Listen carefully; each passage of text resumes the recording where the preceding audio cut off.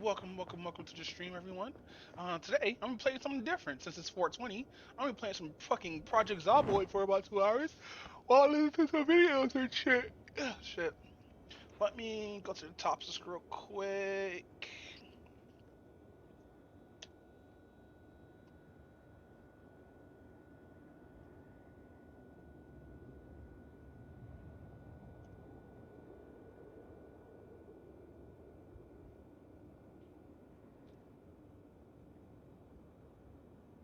Alright, we should be ready. I'm also listening to videos in the background now, like, let me turn this down all the way. Uh,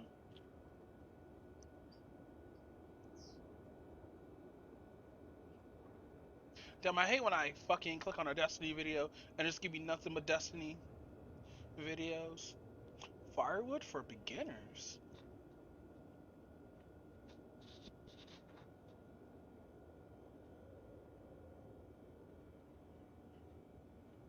Hmm.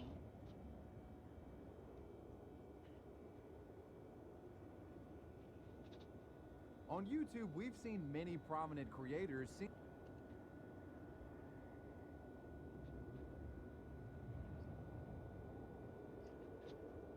No, let's close that for a bit. I'm trying to set up everything first before I start playing the video. No, the picture in picture. There we go. We just gotta make it a little bit more smaller.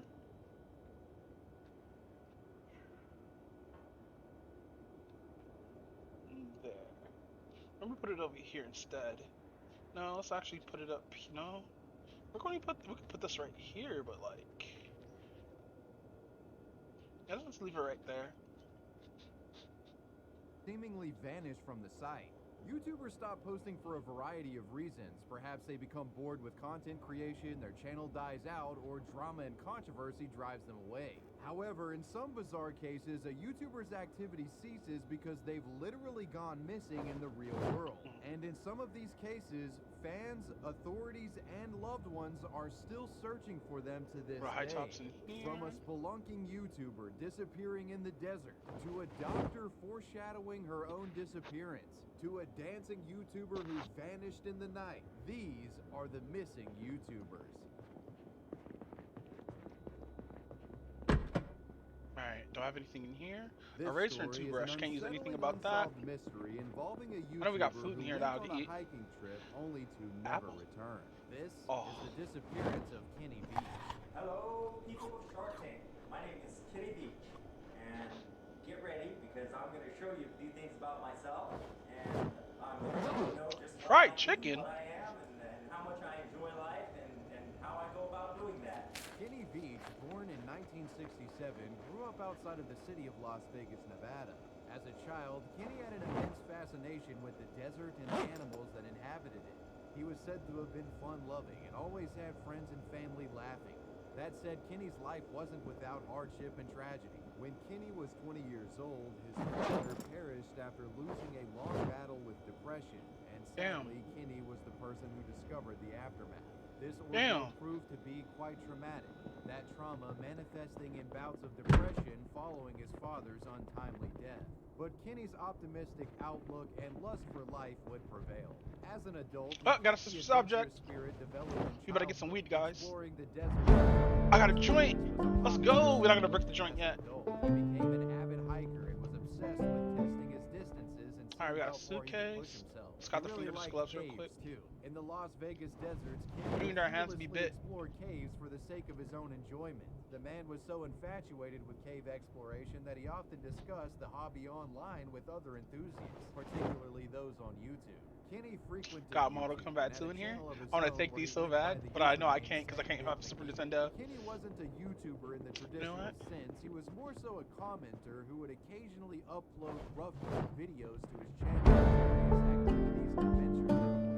In late 2014, within the comment section of another YouTuber's spelunking video, Kenny shared his insights insights on caving and described a certain M-shaped cavern within the Sheep Mountains near Area 51. Kenny shares his story of how he explored the outside area of this cave and was hit with an overwhelming feeling of dread. This ain't nothing. I'm a long-distance hiker. One time, during one of my hikes out by the Nellis Air Force Base, I found a hidden Winter coat, cave. finally, The where? entrance to the cave was shaped like a perfect capital M. I always enter every cave I find, but as I began to enter this particular cave, my whole body began to vibrate. The closer I got to the cave entrance, the worse the vibrating became. Suddenly, I became very scared and hightailed it out of there. Damn, That flight or was one flight. of the strangest things that ever happened to me. Fight or He flight. continues, I solo hike across mountaintops that most people wouldn't dare go. I've been in more caves than I Gotta can drink my count. liquid I death. play with rattlesnakes for fun, but this particular cave was beyond anything Where's the I empty had ever can? encountered.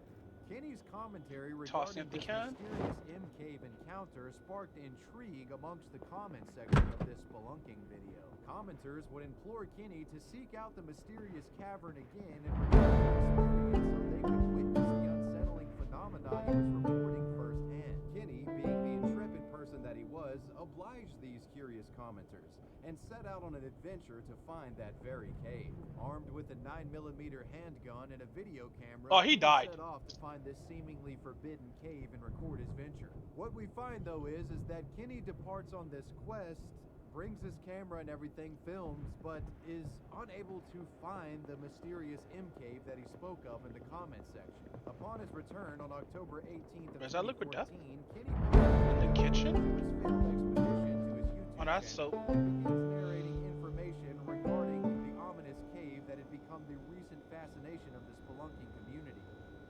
And I'm looking for a cave that I found, and I didn't have a sidearm when I was here before.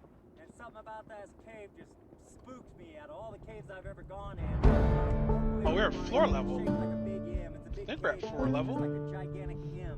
He admits that he couldn't find the cave and just starts giving a reconnaissance report of the area. Here's a beautiful canyon I'm just now walking past. I just now got past that little mountain, and I gotta walk past this canyon and just keep on going.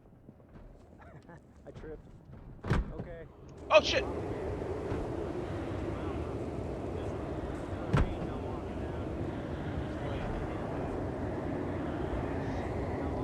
Mom for not hurt, should be fine. So we exit out through here. He doesn't talk about M-cave that much. He actually just talks about the dangers of the desert and how easy it is to get lost out there. Here's a beautiful canyon I'm just now walking past. I just now got past that little mountain, and I gotta walk past this canyon and just keep on going. You gotta know which canyons to go down, otherwise you get lost up here. Hold on. And he does explain that he was able to find the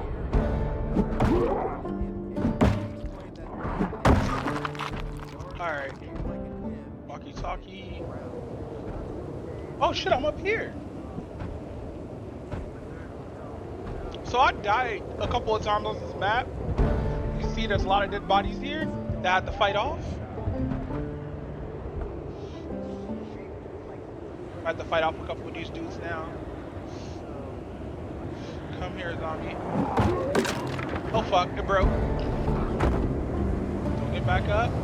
Ugh. Ah. Oh shit, my mask is deteriorating. Fuck, my mask is already fucking gone. Fuck. Yeah, I'm using an acceptable mod that makes this even much harder.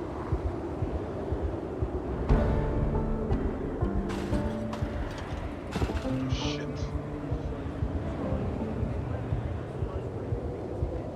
I need to get a new mask stat.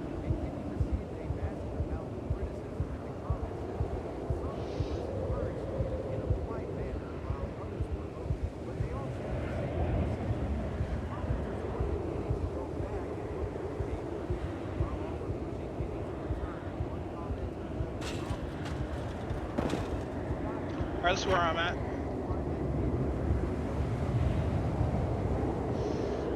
Fuck, I gotta go all the way here? Damn. It's probably covered in zombies already.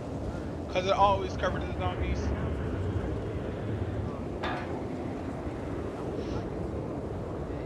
Oh shit.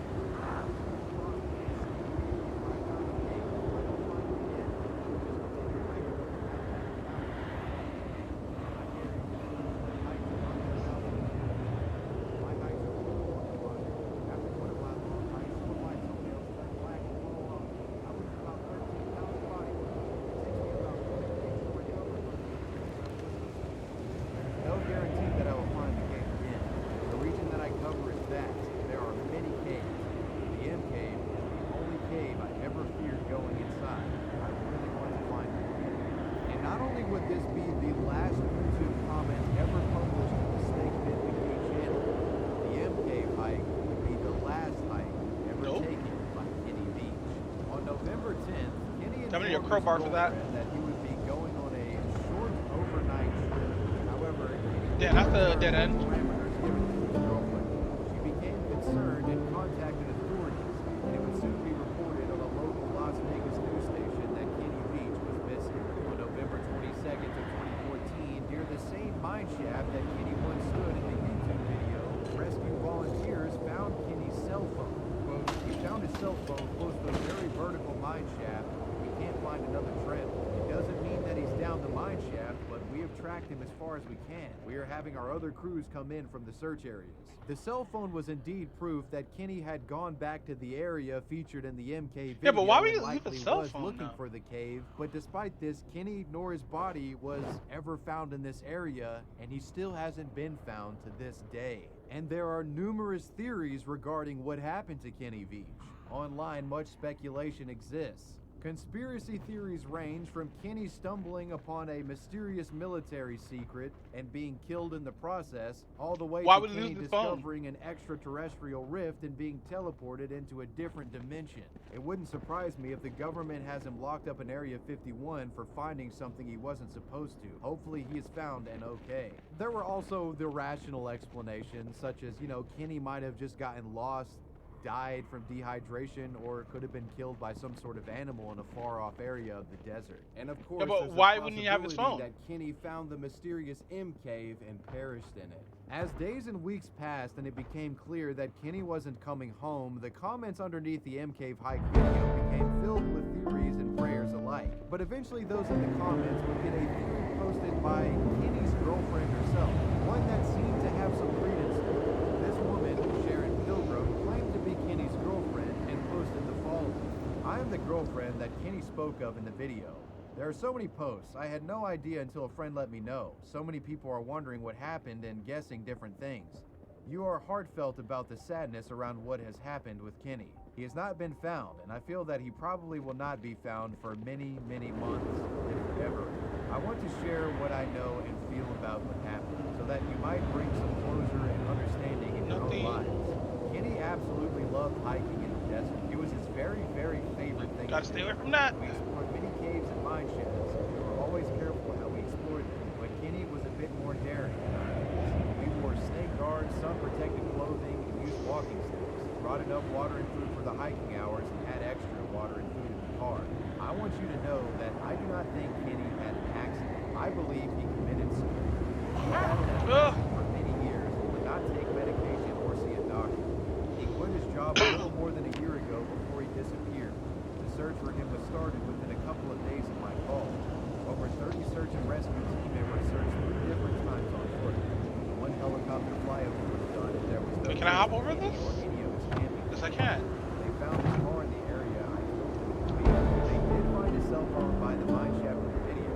Dude, my endurance is going down so slow. It's my feeling he left it behind so that he could not be tracked from the GPS. He also did not take his video camera with him on this solo hike. It was left in his home, so he had no intention of filming anything. I share this with you for 2 reasons. First, so that you have more of an understanding of who Kenny was and to bring some peace or understanding to the situation. I had many wonderful experiences with Kenny. I will always remember them and have a place of love in my heart for him and those wonderful things we did together. So Sherry, Kenny's girlfriend, and someone who knew Kenny very well, believed that he had gone off somewhere in the desert and taken himself out. And honestly, she makes a pretty convincing case for this. Folks begin speculating that the reason why Kenny's body wasn't found was because the man went to great lengths to make sure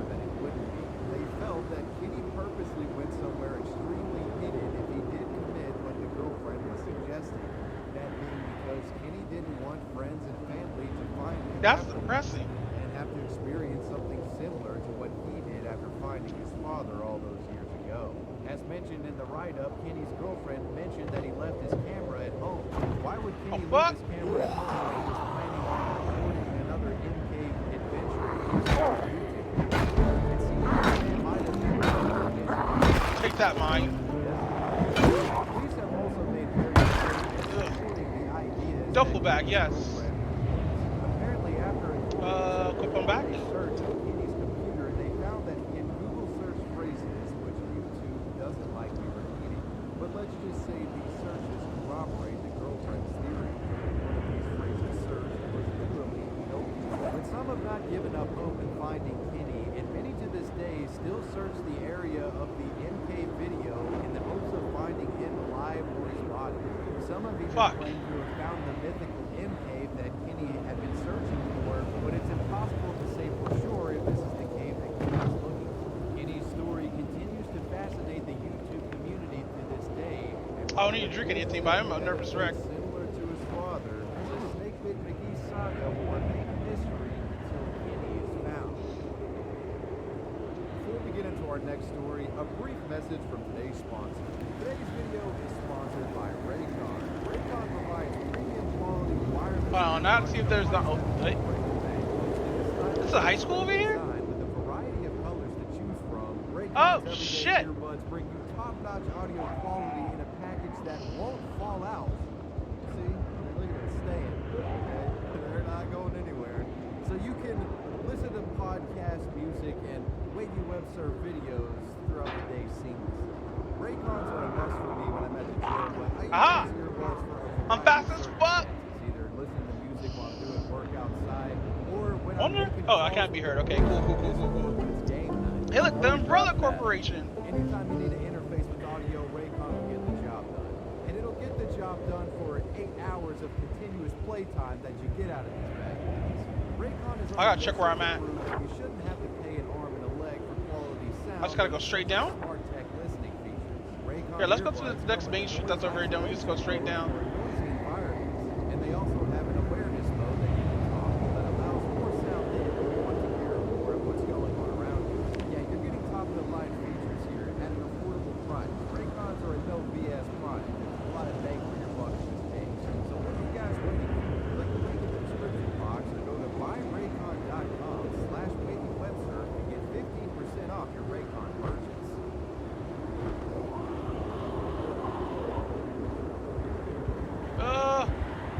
Our next story involves a YouTuber that apparently went missing after investigating distant screams in the middle of the night. This is the Nicholas Sonderegger story. Nicholas Sonderegger grew up in California. A lover of the outdoors and music, Nick has been described as a free-spirited and easy-to-get-along with man. As an adult, Nick became heavily active in the indie techno and rave music scene. In fact, the man helped create video content and documentaries for various bands in his local area. Some of this content would be uploaded directly to his YouTube channel called Sunspike, which was created back in 2009 when Nick was around 20 years old. Along with documentaries and rave videos, the Sunspike YouTube channel contained a number of videos showcasing Nicholas participating in his favorite pastime. That pastime being dancing. The man would take any opportunity in any location to show off his moves.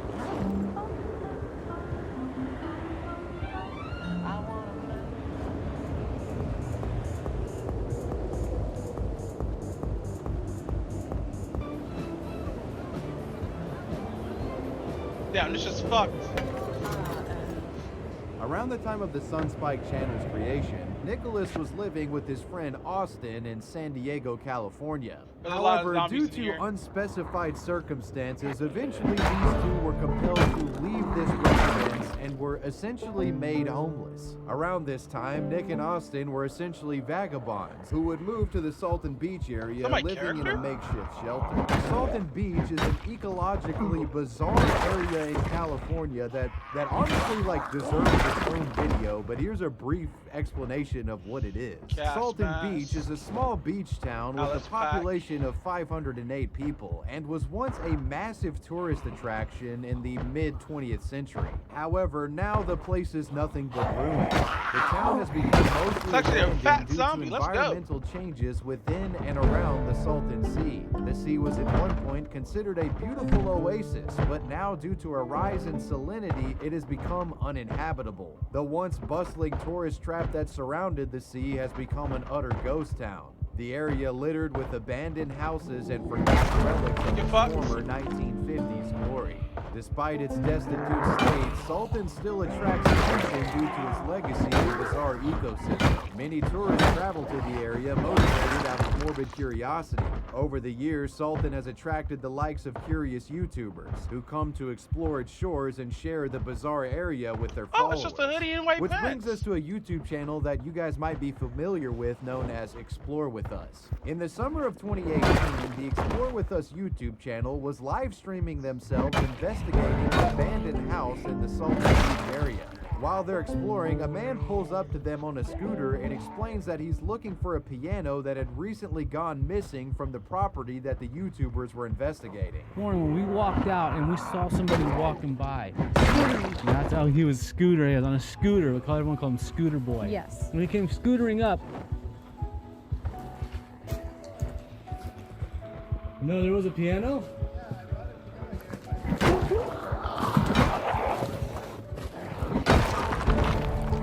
No, this is the first time we've been to a live stream. This scooter riding man was none other than Austin, Nicholas's old San Diego roommate. Instead of accusing the YouTubers of taking the piano or something like you might think this guy would, he's actually overtly friendly to them. In later footage, we show that Austin actually introduces the Explore With Us team to Nicholas Andre. Both of these guys were still living at Salton Beach all this time later.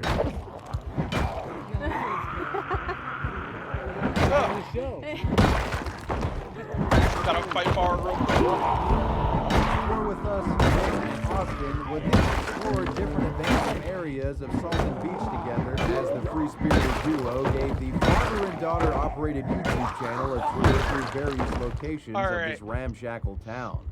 Oh, Which there's so included many. a supposedly secret compound. Whoa, Nick shit. and Austin expressed they hope to fix up the area and make it habitable once again. Their ultimate goal was to create a scene for the rave scene, something Nicholas claims they have quite a bit of success with in different parts of the country. Nicholas also warns stairs. the YouTubers to tread lightly, informing them that various people have gone missing from the area over the years. Some had even been murdered, he said. Jesus guys, look at the fucking walls.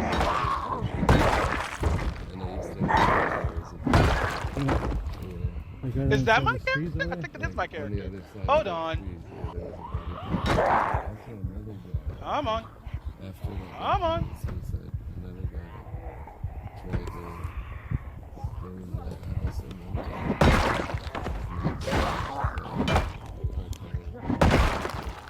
Explore With Us's interaction with Nicholas Sondreger and Austin in Salton Beach proved to be quite the compelling content. The channel established a friendship with Nick and Austin and would later bring them water and other gifts during their various follow-up encounters throughout that summer. The Salton series proved quite the success on Explore With Us's channel, but with more attention to the series came issues, as trolls would often pop into the live stream chats and demean Austin and Nick for wearing the same clothes all the time, making fun of their living conditions as well. There was also one incident caught on camera where Nick and Austin went into an abandoned gas station and took copper wire out of it, and the chat started freaking out and calling them crackheads. So one thing that made Emma really upset, and I wasn't even aware that it was happening because I didn't have, Emma was always holding the camera. Yeah, so it was the wire incident. They led us one night while we were live streaming, they led us to an abandoned gas station. And we were in there, we were exploring. They found this wire they wanted to repurpose and reuse it.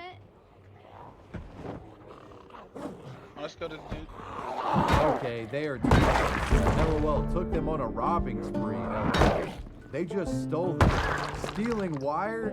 Hashtag copper pays. Assisted with theft. Ooh. Nicholas felt so bad about this that he would actually end up apologizing to Explore With Us and told them that he knew the owner of the gas station and was allowed to take things from there and repurpose them if he wanted. The whole copper wire incident was really a non-issue, but I thought that interaction was interesting. After several encounters with Nicholas in Austin and Salton City, Explore With Us would eventually leave Southern California in August and lost touch with the two. However, several months later, a fan of the Explore With Us channel would reach out to Oh them shit, with is that what I something think it that is? brought them back into the fold. It Oh was shit, I an could've got out of here. update saying that Nicholas had gone missing. This is the story that Explore With Us was told. On September 7th of 2018, I Nick and heard Austin were hanging out at their Salton Beach compound, something of these staying up words late that into I the don't night. really At know. approximately 2:30 But a.m., this they heard an song alarming is the sound in shit the anyway. distance, a sound that I'm resembled just a singing screaming to woman. the melody. After hearing this chilling scream, they debate on whether they should go out and investigate or stay inside. Alright, it's gonna be a According bunch to of a zombies. report by Austin, the Not two here? decided to stay in, and Austin would fall asleep. But when he woke up in the morning, Nicholas was nowhere to be found. He went out searching for his Weed friend, grinder. but found no sign of him anywhere. Austin would then call the Imperial County Police and reported Nick missing.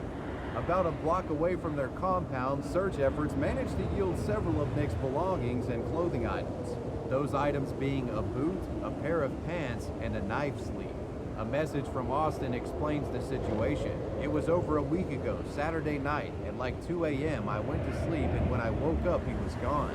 I found his flashlight a block from home. That investigators found one of his boots and pants near the water with his knife sleeve and no wallet or keys. In light of the man's disappearance, the Imperial County Sheriff's Office would announce a $10,000 reward for anyone able to provide them with information that could lead to his whereabouts. The Explore With Us team would travel back to Salton and aid in the search for Nick. While performing what proved to be a got fruitless search bodies. for the man, the Explore Bodies, With Us bodies, team bodies, heavily criticized bodies, the Imperial bodies. County Police and proclaimed that the local PD did not care about the case at all, as it seemed authorities were willing to offer little in terms of any Through the sizable search warrant. grapevine.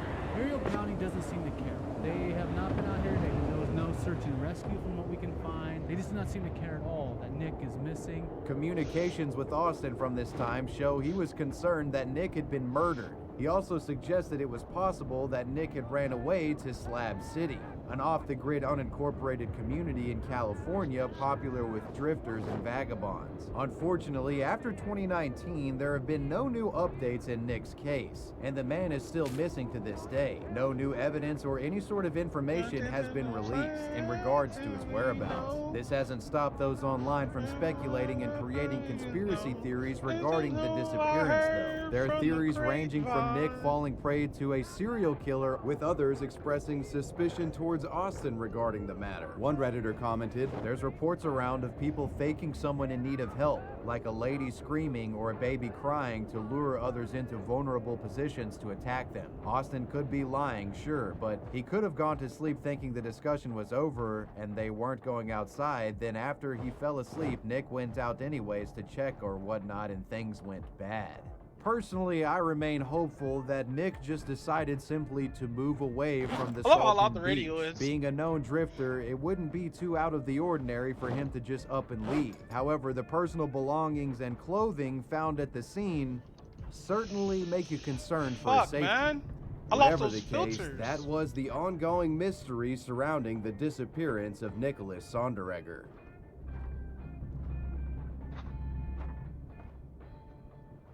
Our next story is a bizarre missing persons case involving a woman foreshadowing her own disappearance through YouTube videos. This is the Talika Patrick story. 30-year-old Talika Patrick was born on September 18th of 1983. She spent the first 2 years of her life in Hyattsville, Maryland before moving to Queens, New York. There she was raised. Talika excelled in academics as a child and earned many awards in math, science, reading, and spelling. Her childhood academic penchant would continue to translate into adulthood as she pursued her scholarly goals, Hey, I got a moving to king one. California and attending medical school. While in medical school, she would meet her husband, Ismail Keldron. The two met online and quickly got married in 2006. Being in medical school, getting married, possibly starting a family, Talika's life was on the Oh up wow, and you're up, actually it playing the seemed. fucking Unfortunately, game. though, That's as hilarious. Talika started hitting her late 20s, And then they give you the gay boy family song? members and loved ones started noticing subtle changes in Talika's mental state that started raising eyebrows. Ismail has reflected on this time, stating that Talika became progressively Alright, let's not play all of it. paranoid, distressed, delusional, and often heard voices. Talika often spoke religiously and appeared to be experiencing delusions of grandeur, once stating that she thought to be directly sent to Earth from God. At one point, Talika had told her husband that the movie A Beautiful Mind, which depicted a schizophrenic math prodigy, was similar to her own life story. That's a good movie, by the way. You guys need to watch that. During the peak of Talika's delusions, Ismail pleaded with his wife to get help. However, she refused to see a mental health professional. Quote, I begged her to get mental help. When I urged her to get help, she told me she didn't need help and that I was trying to destroy her career. Ismail thought that Talika was fearful of being branded with a mental illness and was convinced it would destroy her medical career. Due to the immense stress created by this burgeoning mental illness, Talika and Ismail would separate by divorce in 2012. Damn, that sucks. 1 year after this divorce, Talika, despite her ongoing issues, would manage to graduate from medical school in the spring of 2013 with a medical degree and doctorate in biochemistry. After the divorce and graduation, Talika's mental illness would become more pronounced. Around this time, Talika had become obsessed with a gospel singer known as Marvin Sapp. She would listen to this Grammy-nominated religious musician almost constantly throughout her days. And her fixation with this pastor and musician got so bad that she would move from California to Michigan, where this guy lived, just so she could be in closer proximity to him. Yikes. After moving, Talika would serve a medical residency at the Western Michigan University School of Medicine, which was at the Borges Medical Center in Kalamazoo, Michigan. After the move, Talika sought out Mr. Sapp's church, that church being the Full Life Center Church in Grand Rapids, Michigan. Here, the man would perform and give sermons. Talika frequently attended the pastor's congregation and reportedly got to speak with him in person on occasion. But apparently this wasn't enough for the obsessed woman. It's been reported that the woman sent hundreds of messages to Marvin Sapp on social media, messages that the man never once responded to. It's also said that she would publicly go around telling people that she was Marvin Sapp's wife. She was even said to have contacted Mr. Sapp's children and even showed up to the pastor's home uninvited on at least so she one just became a occasion. stalker. Yeah, with Talika, we're entering some pretty dangerous waters here. As a result of this harassment, in September of 2013, Mr. Sapp was forced to file a restraining order against Talika. The man stated in a court document that he had over 400 pages of correspondence from Talika that he had ignored. Marvin Sapp was given a personal protective order by the courts. Quote, I am a national recording artist on the RCA label who Talika Patrick has claimed as her husband. She has moved from California to Michigan, joined my church, contacts my children, and has been to my home. I have at least 400 pages of correspondence from her, which I have never responded to. And curiously, after the restraining order was filed, that's when Talika's YouTube channel pops up. Soon after the issuance of the order, Talika would begin posting strange videos to YouTube under the username Sandra3000Cassie. In November of 2013, in a video titled My Awesome Day, the woman appears quite jovial and talked to the camera as if she was speaking to some sort of love interest far away. Oh, she's really cute. Damn, too bad she became what she became. It seemed as if she was making this video for one specific person who she really loved. If you know what I'm saying. After she finishes recapping her day, she then begins to sing, You walked into my life, stopped my big tears, everything's easy now. and signs off with the words, I love you, have a good night, bye, I love you. In another video published November 10th of 2013, Talika showcases herself cooking an extravagant breakfast made for 2 people while singing and talking to the camera. We both have orange juice, and here are the flowers from last time. It's important to note that Talika lived by herself. Naturally, one can speculate here that Talika is making these videos and is addressing Mr. Sapp, the person who filed the restraining order against her. And with that context in mind, these videos are extremely disturbing to say the least. Well, yeah. First, I had morning report. No, not morning report. Conferences for pediatrics. And things would only get even more bizarre when just a month or so after these videos had been published, Talika Patrick would go missing. This is what happens. In December of 2013, before leaving work, Talika would tell her medical colleagues that she was about to take a trip to Chicago under the premise of visiting some family back home. But Talika doesn't go to Chicago. Rather, hours later, security camera footage taken at the Radisson Hotel in Kalamazoo, Michigan, captures the woman entering the aforementioned hotel building at approximately 7:30 p.m. On camera, Talika looked visibly tired and tries to book a hotel, but then for whatever reason changes her mind and backs away from the counter, displaying strange body language. Talika was then said to have informed hotel staff that she needed a ride back to the hospital that she worked at. Staff complied, providing a complimentary hotel shuttle to the location. She was dropped off at the Borges Medical Center next to her car, and this hotel shuttle worker would be the last person to see Talika alive. This hotel worker would go on to comment that the woman seemed agitated and paranoid, and when he dropped her off at the hospital, she backed away while saying that she was very sorry and also said, quote, "I can't go back there with you." Approximately 2 hours after Talika had been dropped off, a motorist would call police reporting that a white vehicle was driving out of control. This vehicle said to have been driving at speeds upwards of 90 miles an hour, slowing down along the median and passing other vehicles in the process. And the vehicle's description fit that of Talika's. On December 6th, the following morning, Talika Patrick failed to show up for work, and staff grew extremely concerned after she didn't return any of their phone calls. Jeez. It was then discovered that her purse and cell phone were actually left at the hospital from her previous shift. It was at this point where the woman was reported missing. Just after 10 p.m. that night, a vehicle matching the description of the concerned motorist was found in a ditch off the westbound lane of I-94 near Portage, Indiana.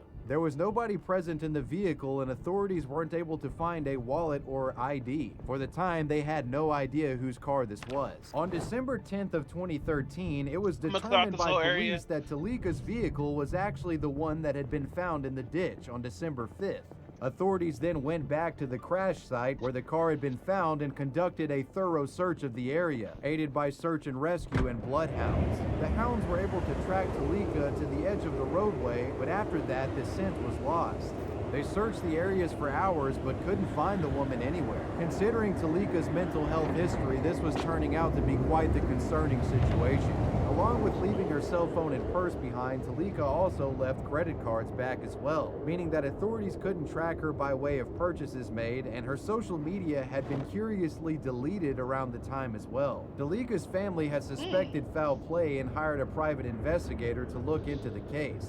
Through his findings, the investigator was able to report that Talika was stressed and agitated on the night of her disappearance. But the investigator could not determine the source of the stress or if it had anything to do with her looming disappearance. However, what was found around this time were some extremely unsettling tweets posted by Talika. "I'm like a squirrel. Squirrels take their nuts underground and then they eat them when mostly no one is looking. My nuts are people and I take them underground into my secret world. That is why I'm so excited to spend time with you, because we can go underground together." One tweet talks about a psychiatric drug called Invega, which is used to treat schizophrenia. The tweet read, "I guess Invega is not as powerful as they advertised." It was highly speculated that the person that Talika was referring to, that she wanted to take underground was, Marvin Sapp, the gospel singer that she was obsessed with.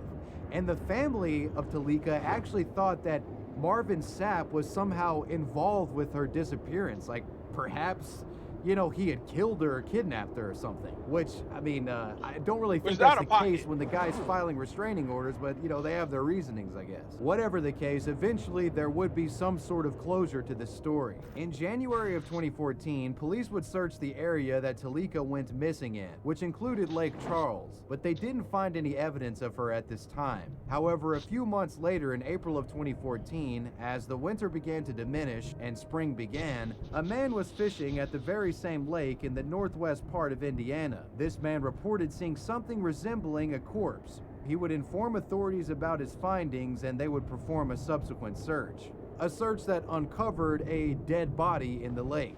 After an investigation from the coroner in Porter County, Indiana, the authorities were able to determine that the deceased body was indeed that of Talika Patrick. Damn. She had finally been found and unfortunately was no longer with us. Sheriff That Richard sucks. Fuller had said in a news conference around the time that there seemed to be no signs of trauma or foul play found on the body, and that the initial cause of death appeared to be drowning.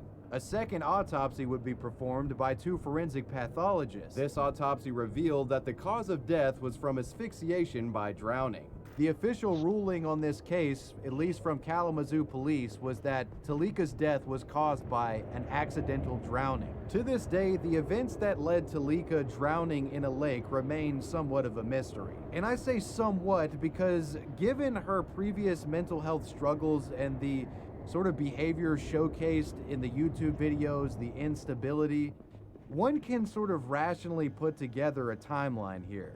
That being, Talika had a mental health crisis that remained unaddressed, which led her falling into a delusional state that ultimately results in her winding up into a lake and drowning. That being because she couldn't swim, or she was lost, or it was dark. I'm who using some knows? cheats. But with multiple coroners I do confirming wanna that it was cut all drowning and this no off foul down play here. was involved, in my opinion, that's the series of events that happened. In what was a bizarre story of a clearly struggling woman foreshadowing her own disappearance on social media, that was the Talika Patrick story.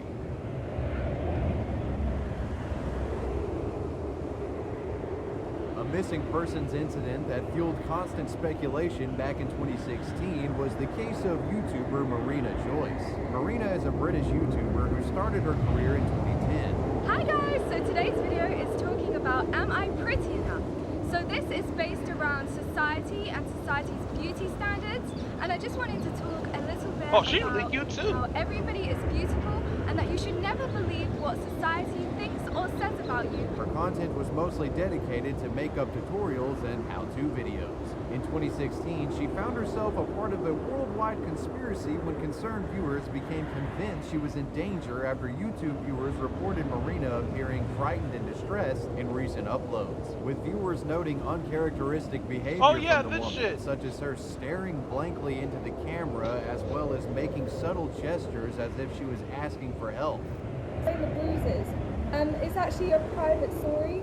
It's quite a sad story, but like recently, it's actually the bruises. I wasn't okay recently, so like it's really sad about the bruises, but I can't say what happened. It was thought that she may have been kidnapped. Marina's bizarre behavior caused the internet to devolve into a frenzy, with some convinced that Marina was being compelled by some outside third party to make videos under duress. One comment from the time says, "I have the feeling, along with many other people, that someone is forcing Marina to make these videos, most likely her boyfriend, but it's possible that she could have been kidnapped, or she's overdosing on drugs. Her eyes keep trailing off behind the camera and her body language makes her seem incredibly uncomfortable, almost like she's repeating what someone else is doing. She can barely stand Where's the still. gun down She's here? shaking and her whole body appears stiff and wobbly." There is a in gun. danger, Give me this gun. if you guys wanted to know. I really love On July 26th of 2016, after YouTubers began to make videos expressing their concerns for her, hashtag Save Marina Joyce trended #1 worldwide on Twitter and caused mass mania within social media regarding the woman. Marina attempted to quell the concerns with a tweet advertising a fan meetup, but her tweet only made folks more concerned, with some suggesting that Marina was attempting to kidnap fans or perhaps even recruit them for ISIS. Yes, that was a thing.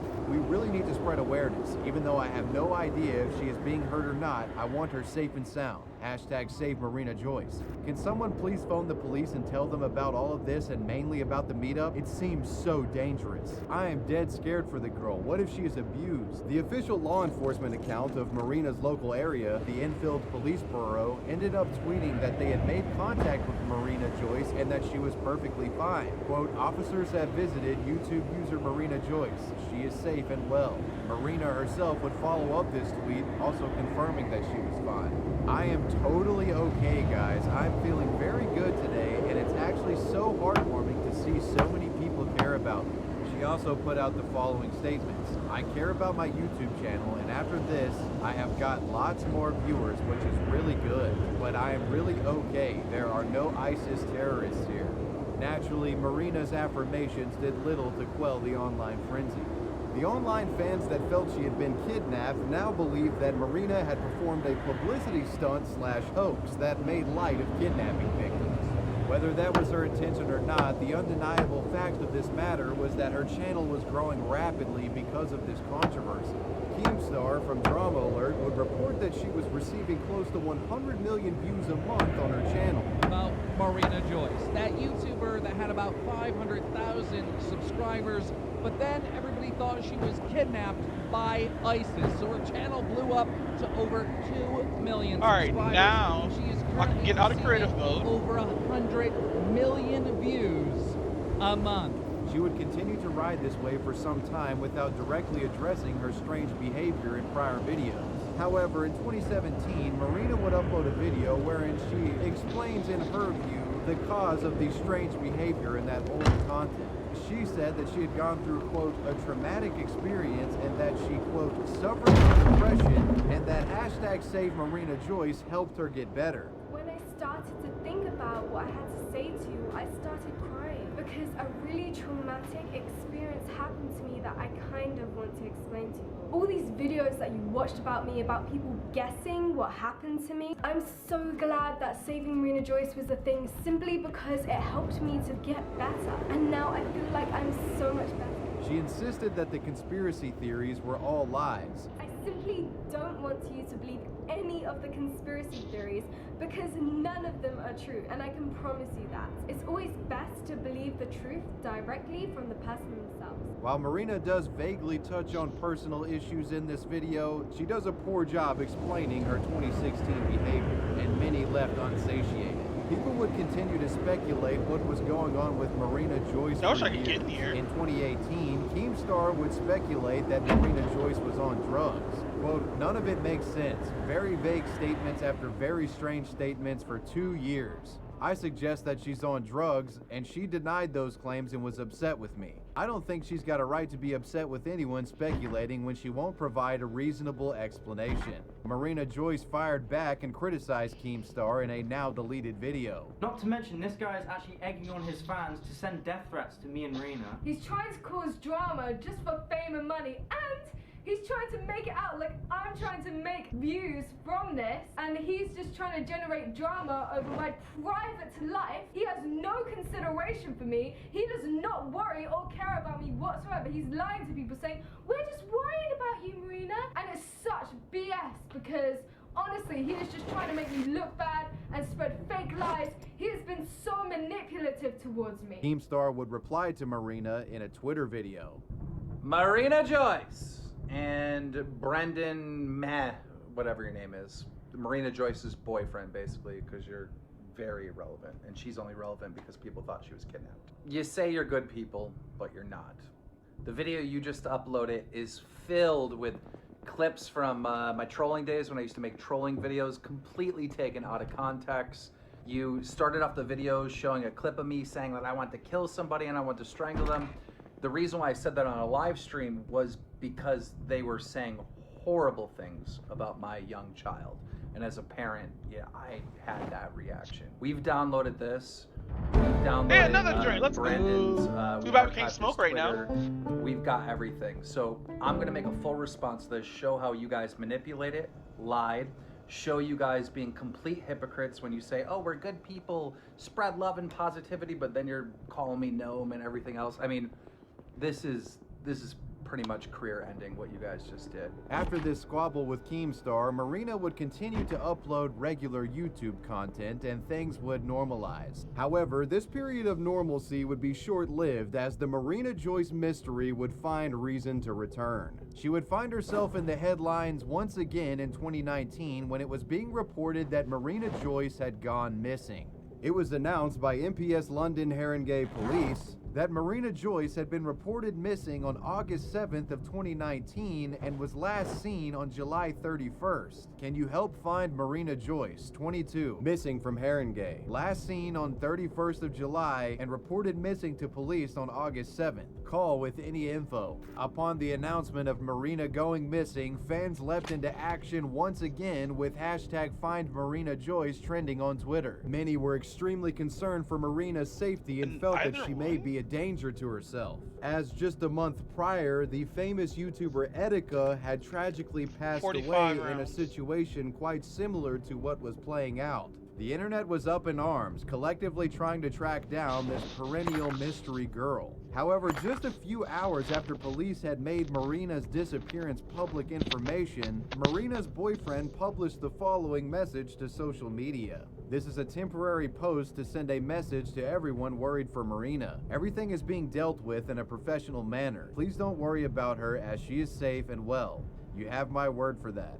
Also, everyone who thinks I'm acting suspicious are only misinformed and don't know me at all. Good night, people. In a now deleted Instagram post, the boyfriend would explain in more detail that Marina had gone to stay with some mutual friends. Naturally, though, fans didn't believe Marina's boyfriend's explanation and vigorously questioned the validity of his claims. Marina Joyce's boyfriend is being shady as fuck. I hope she's safe and healthy. I don't trust Marina Joyce's boyfriend at all. There's something so off about him, and those messages where he said she was okay, I hope she's genuinely okay. Keemstar makes a tweet mocking Marina Joyce's fan base. Marina Joyce's friends. Marina is not missing, she is safe.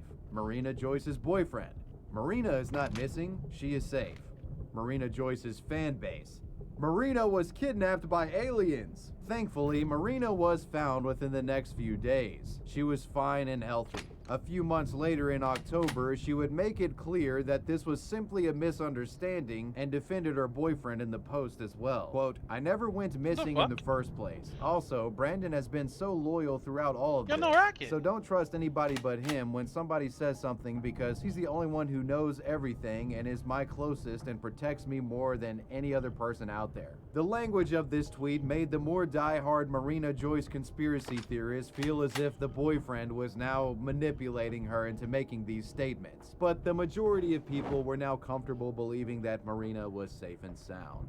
Marina Joyce would lay low on YouTube for the next several years and never really addressed this fiasco, or the fiascos beforehand. However, in a recent video published December of 2022, Marina talked about her prior controversies and gave a lot of background information as to why she came off the way she did in those 2016 videos that started it all. Marina would reveal in this video that she suffered from multiple sclerosis and had lost vision in her left eye.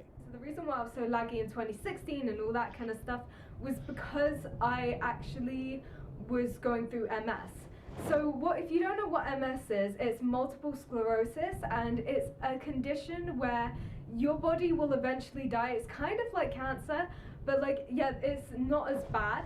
But what it is, because it actually disables your body, I went blind in my left eye completely, and I had to go to the hospital and be put on steroids to kind of cure my eye as much as possible. My eye is still kind of blurry at the moment, like my left eye, but I can see through my right eye, so I'm not completely blind. I'm partially disabled in that kind of way. This disorder could also explain many of the body language quirks presented in this content.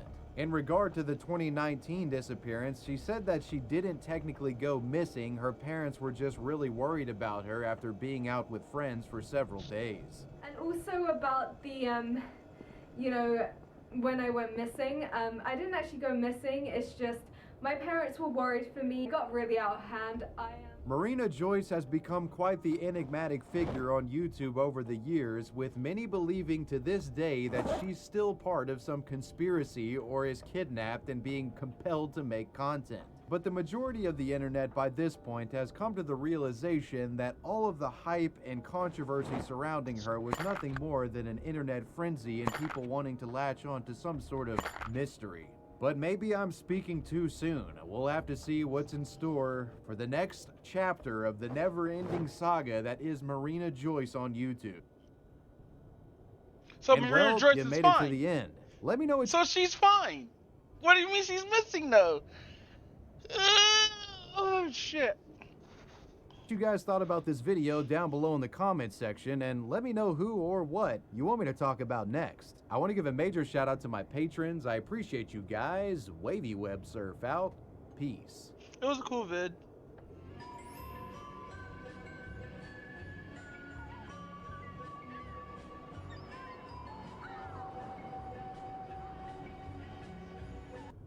This is CBS 17 News. Schools at every level in North Carolina could now be affected by a push to keep transgender women from competing on women's sports teams. Good evening. Wow. Thanks for being here. I'm Angela Taylor. And I'm Rod Carter. State lawmakers voted on a bill that will block athletes from competing based on their gender identity. Capitol reporter.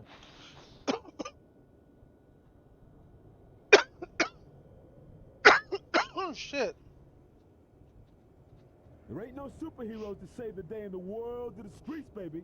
It's all up to you to take on the role for yourselves.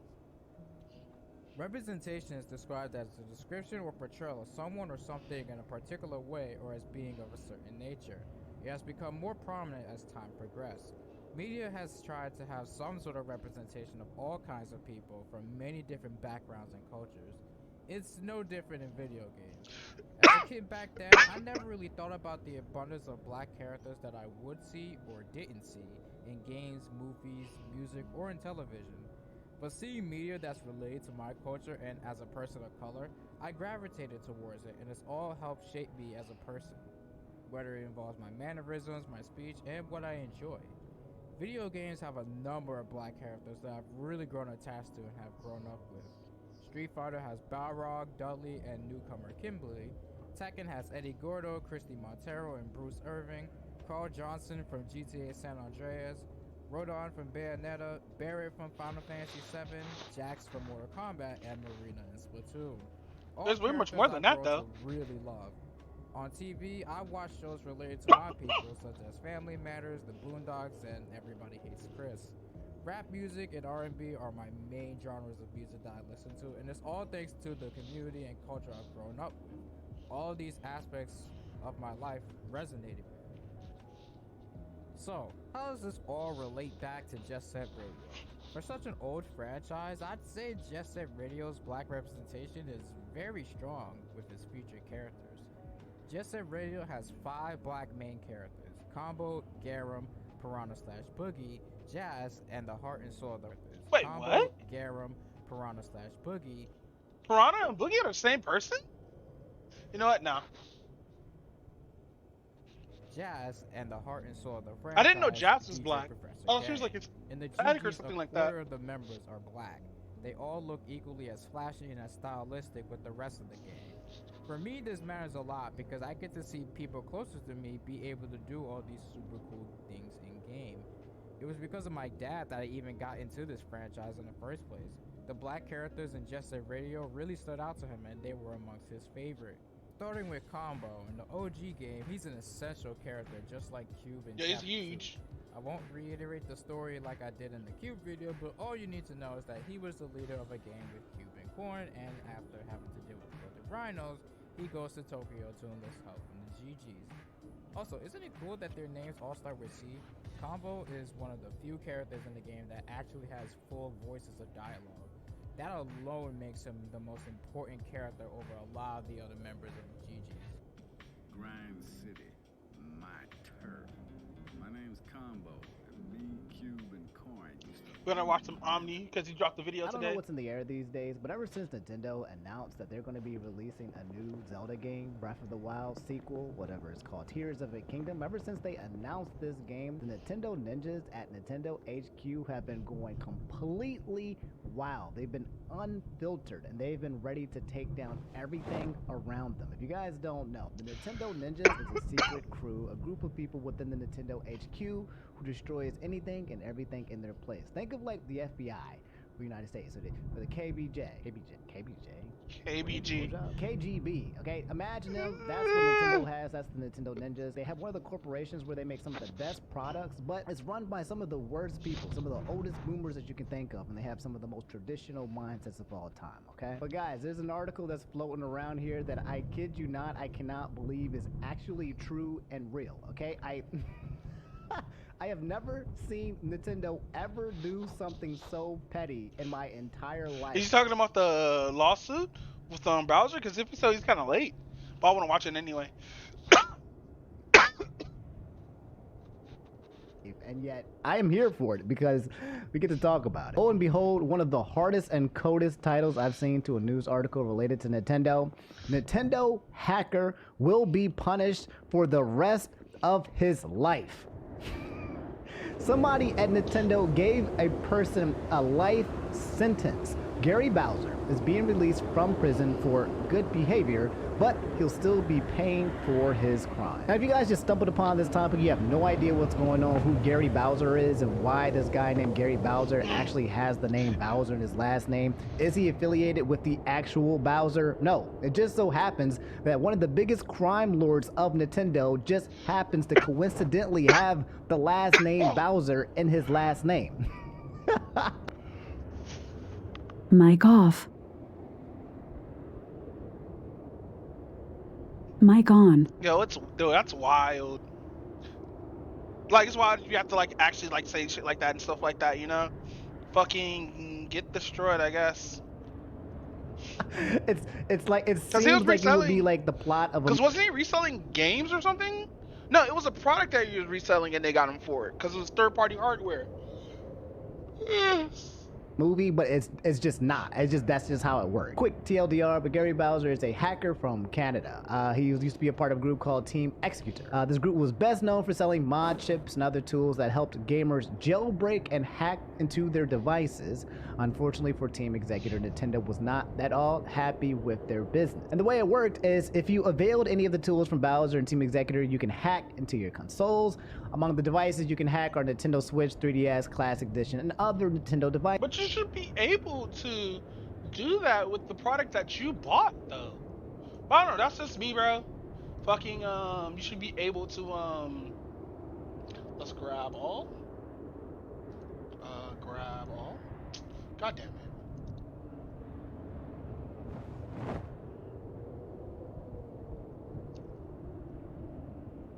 Grab all of those. Sorry, I'm just getting this gun ready and stuff, so I can do stuff with it. Oh, excuse me. And then once you hack into the consoles, you can then download a pirated version of your preferred game, then you can play it on the console. So this guy out here teaching everybody how to break their systems so that they can download and hack games onto their systems for free. And then he would make it so that everyone can do it. It would be a service that he would charge money for, and he would make tens of thousands of dollars modding and hacking people's equipment so they can steal Nintendo's IP. Continually, apparently when they arrested this dude, he got charged with 11 felony counts, among them being conspiracy to commit wire fraud, conspiracy to commit money laundering, and trafficking circumvention design. Not only was he like basically taking advantage of Nintendo, but he was taking advantage of other people as well and using the money in order to do terrible things. Like, he was just a bad guy. Anyway, getting back to the meat and bones of the article, let's just read it. In the February 22, Gary Bowser, a member of the hacking operation Team Executor, a longtime target of Nintendo's lawyers, was sentenced to 40 months in prison for his part in helping run a business that reportedly earned him over $300,000. That's it. That's chump change compared to what Nintendo makes. But he made $300,000 running it. Not bad, not bad. Thanks to a combination of time already served and good behavior while in prison, however, Bowser is about to be released and sent home to Canada. On the eve of his departure, he's currently awaiting transport to Toronto with a new passport. Bowser sat down for an interview with Nick Moses 05, thanks to Torrent Free, to discuss the events surrounding his imprisonment and impending freedom. So we finally get to look at Bowser for the first time, and is this guy in the orange jumpsuit? This is Bowser? As much as I like to play this video, for some reason it sounds like they're in an echo chamber of some type of tunnel somewhere. Like, so it's good to see you. 45 NPC rounds. I can't hear a thing. Okay, maybe you guys can hear something. I can't hear a thing, but This is Bowser. We're gonna get our This guy stuff back. right here. While Bowser was convicted, served time in prison, and is about to be released, his punishment isn't over. In fact, he'll be paying for his crimes for the rest of his life because the damages he was ordered to pay Nintendo at the time of his sentencing, a total of $10 million. Bowser says an additional $4.5 million won't have to be paid back since he'll be in Canada, not in the US, are so astronomical that he'll likely never be able to make good on them. Nintendo said, look, you know what your punishment is going to be? You're going to have to owe us a certain amount of money that you will never actually be able to earn for the rest of your life. Ain't no way this guy who looks like he's already in his 40s or 50s or whatever is going to be able to pay $10 million freaking dollars after coming out of jail for felony charges. Is not happening. Now here's the kick in the freaking nuts, all right? Bowser says Nintendo can take 25 to 30% of his monthly gross income for the rest of his working life. They began the process while he was still in prison, like many American inmates. Bowser was able to work jobs for what essentially spare change while behind bars, and over the course of the time at the SeaTac Federal Detention Center in Washington, he was able to pay back $25 a month, adding up to a total of $775. This like he forever now has to pay a Nintendo tax. Whatever amount of money that he makes after paying it to the IRS, he then has a permanent Nintendo tax added to his name for every transaction. Everything that is earned is now taxed by Nintendo. And I've never seen anything like that ever happen when it comes to Nintendo. The article finishes and says Bowser was one of the 2 men arrested in connection. Yeah, this dude have to be used for example. That's why. That's the only reason why fucking he has to pay this for the rest of his fucking life. It's the only fucking reason. With team executive, while commonly referred to as a hacker, and media reports they actually confessed to being the company's salesman and reportedly made $320,000 over 7 years of work. Over 7 years of work. That's 300,000 divided by 7. Well, that's about 35, so that's about 6. That's about 60,000 a year, if maybe 55,000 a year. The other French citizen, Max Lauren, allegedly the leader of the operation, has managed so far to avoid deportation to the U.S. to face charges, though it's believed he helped the company make millions over the course of its operation. Dang! So you're trying to tell me that this guy was the Fallout guy? That there's an actual secret, like, shadow leader who hasn't been caught and made millions over the entire course of it? I didn't even know the operation was that huge. The long and short of it is that the Nintendo ninjas grabbed this guy and made an example out of him and made sure that nobody would follow down his footsteps by applying the permanent Nintendo tax on this man for the rest of his life. There's no way ever until he dies, unless he hits the lottery, he will not be able to pay this money amount. In fact, if he hits the lottery, he has to hit a lottery that's so high that after getting his cut from the IRS and getting cut in half or whatever, that he still has to pay at least $10 to $15 million Nintendo just to no longer be in debt. So this is it's like a shackle. It's a permanent shame of death. You literally got the end marked on your forehead. Nintendo decided to make an example out of this person. And guys, I don't know 100% how to feel about that. I feel like when you have to spend the rest of your life in eternal servitude to a multi-billion-dollar industry as one person. Nah, the guy who didn't get caught, he's still gonna do it because like Nintendo's not gonna deport that guy over all to the United States. No, get the American, get the salesman, bro. Grab the secondary guy so he can get fucked over, you know? Kind of fucked up, but you know, it's Nintendo shit. Don't fuck with Nintendo shit, I guess. But Nintendo always been like this though, like fucking, they always do this shit where quote unquote they're protecting the property, but they throw away the property when they're not making any money off of it. And this is why people buy 3DSs or buy DSs and mod the shit out of them. Or wait till the fucking console's not being supported and mod the shit out of it. Because why, you may ask? Because it's better that way. You get to play all the games that way and stuff like that. You get to play stuff that's preserved. But nah, modding current hardware is wild. But we did have that back in the day. Nobody gave a shit, you know? It just became more and more like, you know, at ease. I mean, easier to do shit like this, you know? I feel like this man's getting slighted a little bit. I feel like this is just like slavery, modern day slavery, because this man's life is ruined forever. because he decided to stream and hack some freaking Nintendo games. Like, that's how bad it is. Ah, my favorite. You can always pirate Nintendo games. It's always morally correct. One of the first tweets I see about it says, not to defend Nintendo, but Nintendo has a history of never falling through with any conviction if the crime never directly harms anybody but themselves. But this guy used his modding software to harm people with ransomware. So it's one thing to just take directly from Nintendo. It's another thing. No. I want to see where that actually, because I've been following this for a while. I don't think the dude used ransomware. Mudahar covered this. Matter of fact, let's go to Mudahar's video. Mudahar covered the shit out of this, dude.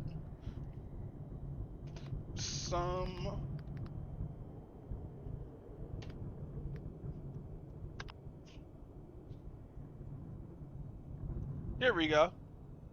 In a federal indictment unsealed today.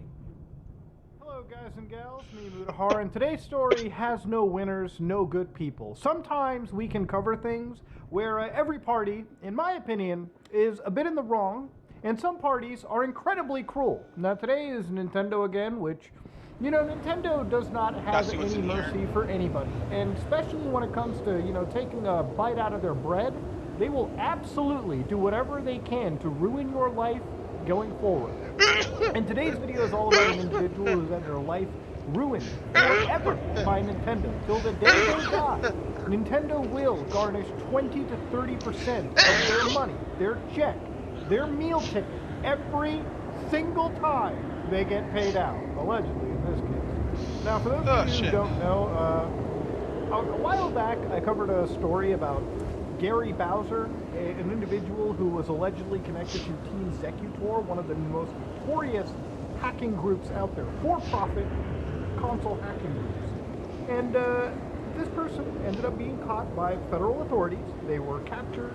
They were they spent time in prison. No and fuel, now but that they're 100%. coming on their way out, obviously this is somebody that's paid for their crime, their sin, so to speak. And this was somebody that was involved, again, in one of the largest, you know, console hacking groups out there. Now, obviously, I'm going to state one thing for the record.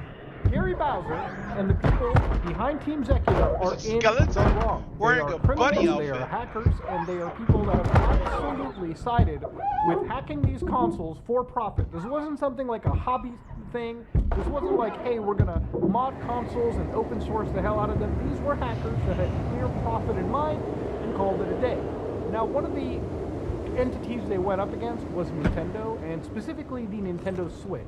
Now, obviously, the Switch, being one of the highest selling Nintendo systems, highly profitable, and one that is rife with piracy, believe it or not, Nintendo's not going to take it lightly, especially when you get onto their bottom line.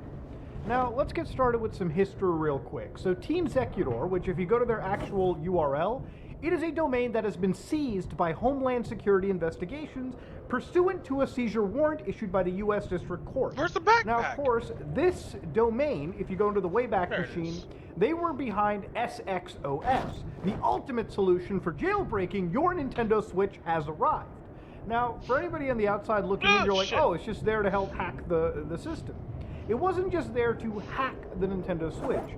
This was billed pretty much as a piracy tool. If you go to their website and look in, they basically sold this little dongle and this little JIT-kick device, which basically, if you took off the right rail of the Nintendo Switch, the first generation with a hardware exploit, you could slap that little device into the rail here, and then plug that little dongle in the bottom, and you could actually put your Switch into RCM mode, which then you could launch custom firmware. In this case, they were selling SXOS, which again, if you had a hardware, moddable Switch, if you had a hardware exploitable Switch, no matter what Nintendo did by updating the firmware, you could bypass their copy protections and load this firmware, which again, they even specifically write on their website with SXOS, you can play all your favorite games straight off the micro SD card, insert it into your Switch. So of course, homebrew games and applications. But one of the things that they had was, of course, loading XCI files, which were Nintendo Switch game dumps, and they actually had it in such a way where they even had anti-piracy code for their piracy tool at the time. Team Zecutor was an incredibly controversial group, And while they covered Nintendo games, Nintendo consoles, they covered Sony consoles, and Microsoft Xbox and Xbox 360, with the exception of one, which hasn't been hacked, the Xbox One and the Series X systems. But of course, Team Zecutor has history, and unlike a lot of other homebrew groups out there, these people were specifically tied to making profit. Now that being said, the government of the United States ended up going after them and actually ended up catching 3 individuals. So 2 members of notorious video game piracy group Team Zecutor are in custody, and this is from October 2nd, 2020. So here they write, 2 leaders of one of the world's most notorious video game piracy groups, Team Zecutor, have been arrested and are in custody facing charges filed in the U.S. District Court in Seattle. So one of them is Max Luarn, allegedly a French national of Avignon, France, and Yuaning Chen, 35, a Chinese national of Shenzhen, China. And then, of course, you got Gary Bowser, 51, Canadian national of Santo Domingo, Dominican Republic. They were charged in a federal indictment unsealed today. And this is where they alleged that they were leaders of a criminal enterprise that developed and sold illegal devices that hacked popular video game consoles, like the Nintendo Switch, for instance, which they state right over here. These defendants were allegedly leaders of a notorious international criminal group that reaped illegal profits for years by pirating video game technology of U.S. companies. So it was alleged that they made tens of millions of dollars, which I'm not surprised if they did. It was interesting enough that they had, run this company, they had made millions of dollars, and again, this is across the entire board. But one of their most prominent products was the thing I showed you, Team Zecutor SX, which again was specifically targeting the Nintendo Switch. So you can even write that they were behind other products like Gateway 3DS, Stargate, SX Pro, SX Core, you name it. In fact, the Gateway 3DS was one of the most popular 3DS hacking carts, which a lot of people use to run 3DS games off of, or if you were, somebody that wanted to truly hack the 3DS, you would run Cubic Ninja, which would allow you to run a whole array of different soft mods. Now again, hacking a 3DS is incredibly simple, but back in the day, this was a primary piracy device that was offered. I think one of the most interesting aspects for me looking into Team Zecutor products, if you ever lived in Toronto like I did, then you know of something called Pacific Mall, which basically is a mall in Markham, which for years when I was growing up, every other year they would get raided by the RCMP Federal Division, the Federal Police, basically the Feds of Canada. And when the Rollies raided them, they would literally have a bunch of these carts, they would have pirated games, pirated DVDs, in the millions of dollars, just sitting around in their store. And they would just get raided, and I'm pretty sure they would pay some fucking fine, or they would pay somebody off in the government, and then they would just get back right to doing the piracy role. Now again, I haven't been to P Mall in a while, but again, this is just one... That sounds like a swap meet. Dead ass. We got swap meet stuff like that. But we don't usually go after like people who do that kind of shit here, like sell off-road cars, stuff like that. Because usually it's on a seller basis. Straight home. And again, just to make sure, the charges that they are indicting here are merely allegations. Again, these people are innocent until proven guilty, and that was from 2020 at the time. Now again, they were really going for the idea of circumvention devices, which again is apparatus or software designed to bypass, avoid, remove, deactivate, or impair a technological measure that would protect work. So again, their product literally was designed to bypass Nintendo copy protection, Xbox copy protection, PlayStation copy protection, so people could pirate, dump, and share those games around. Unlike other groups, these people were absolutely designed for, again, modding these devices for nefarious purposes. Now, the thing is, there are a lot of people that are behind Team Zecutor, but the thing is, whenever you're dealing with piracy cases like this, any company involved and the police that are involved, usually they're only able to capture like a handful of people, maybe 1 or 2. And whoever they capture basically becomes a lightning rod for the entire group's criminal penalties. And that person is the one that they're going to make an example out of. Now, Gary Bowser, who apparently claims now that he was mostly a public relations kind of person, never was a developer, never was the ringleader, and in fact, out of the tens of millions of dollars, he maybe only saw a fraction of that. So right over here in one of Nintendo's follow-up fines, where Gary had to initially give back $10 million, plus $4.5 million on top of that fine, all to Nintendo. So it ended up being totaling to like 14.5 million. So of course here even Nintendo in another case actually... Yeah, I feel like he got thrown under the bus, bro. Like there's no way, unless like his homies come up or whatnot, or like he like exposes the ringleaders and shit, He deadass got thrown under the bus. Jeez, that sucks. That really does fucking suck. Oh, I gotta fucking load these fucking clumps. Oh, we gotta load some clumps. He mentions that, including in the district, and has also operated a number of accounts on blogs. This is related to Gary Bowser, known as Gary Opa, Gary Bowser. Defendant will often take the content that he has posted on TeamZecular websites under the name TeamZecular and post the same content to his own site and third-party sites under the alias Gary Opa, showing that he is the illegal operations frontman and demonstrating that he frequently had control over the content of the websites. So again, they're kind of going on and bringing the allegation that yes, this person's a public relation person, but they're also pretty high up in the chain of command. Defendant has been a leader in a hacking and piracy community targeting Nintendo intellectual property broadly for many years.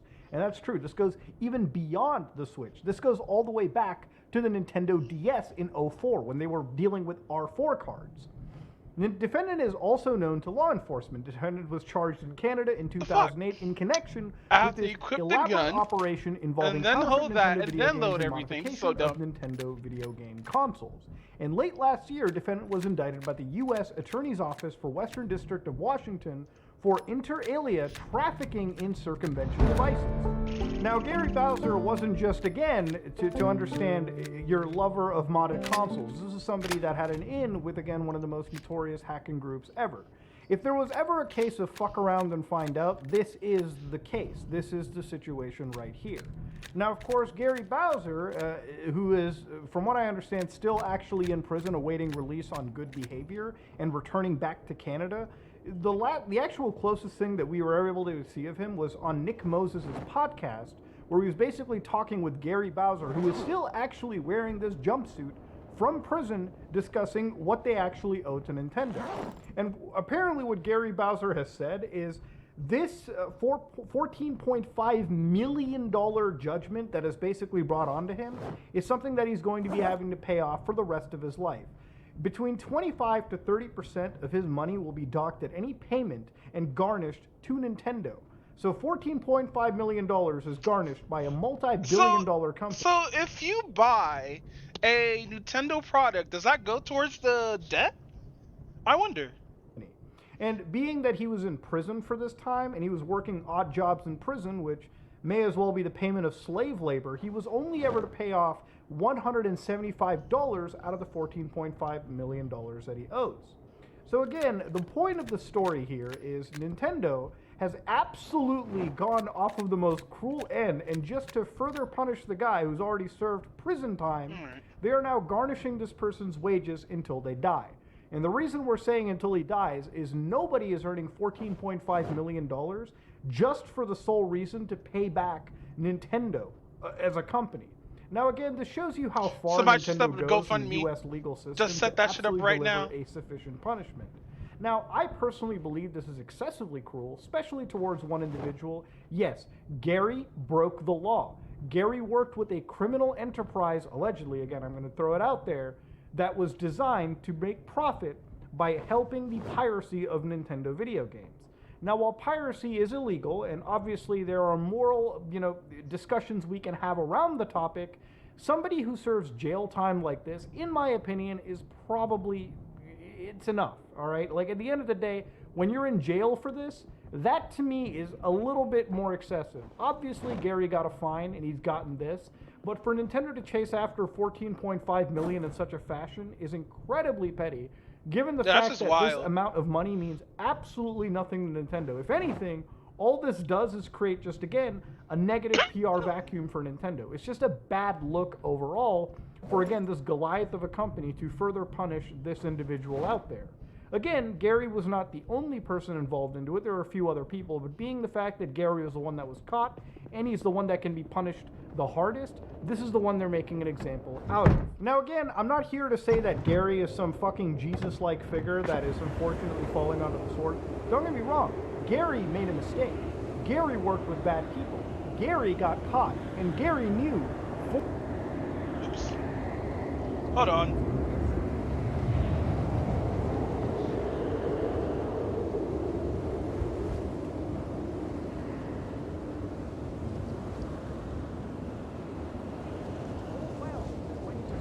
started this shit from the start, this is how it was probably going to end, with Nintendo's Yakuza ass legal team coming to fuck this dude in the ass. And definitely, he got screwed. He got burned, and he got burned to the tune of $14.5 million.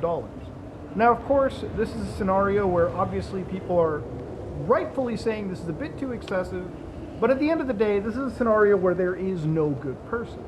Team Zecutor, when they existed, when they were alive and well, were one of the most prominent hacker groups out there that specifically was there for profit. They were out there making the JTAG Xboxes, the flash carts for the Nintendo products, and if any company existed to promote piracy, not modding, piracy directly, it was Team Zecutor. And of course, this is again a company that many people either love or they hate. They're a very conflicting group. In my opinion, they make the entire soft mod community look bad, simply because out of all the companies out there, this is the only one that existed to specifically seek profits off of the piracy of many video games. Now, ladies and gentlemen, whatever your thoughts are on, my personal belief is this is a very, very excessive judgment. And all I can do is hope that maybe Gary has some method in the bankruptcy courts. Maybe that could be an avenue of getting out of this payment somehow. I mean, his credit's going to be shot to shit. But even then, maybe that's not a case. Again, serving jail time, getting fined, and having your wages garnished for the rest of your life. This is truly the worst ending for this kind of a character out there. But ladies and gentlemen, let me know what you think. This story has come to an end, and I don't think Nintendo is even hopeful getting the other people that were involved in the Team Zecutor project. I think at the end of the day, Gary Bowser is the only one that's going to fall on the sword. But hey, fuck around and find out, right? Yeah, fuck around and find out is a strong saying nowadays. Fuck around and find out is real strong nowadays. Fuck, now I'm watching Pyro again. Damn it, I left this degenerate ass. I'm currently scrolling down for another video.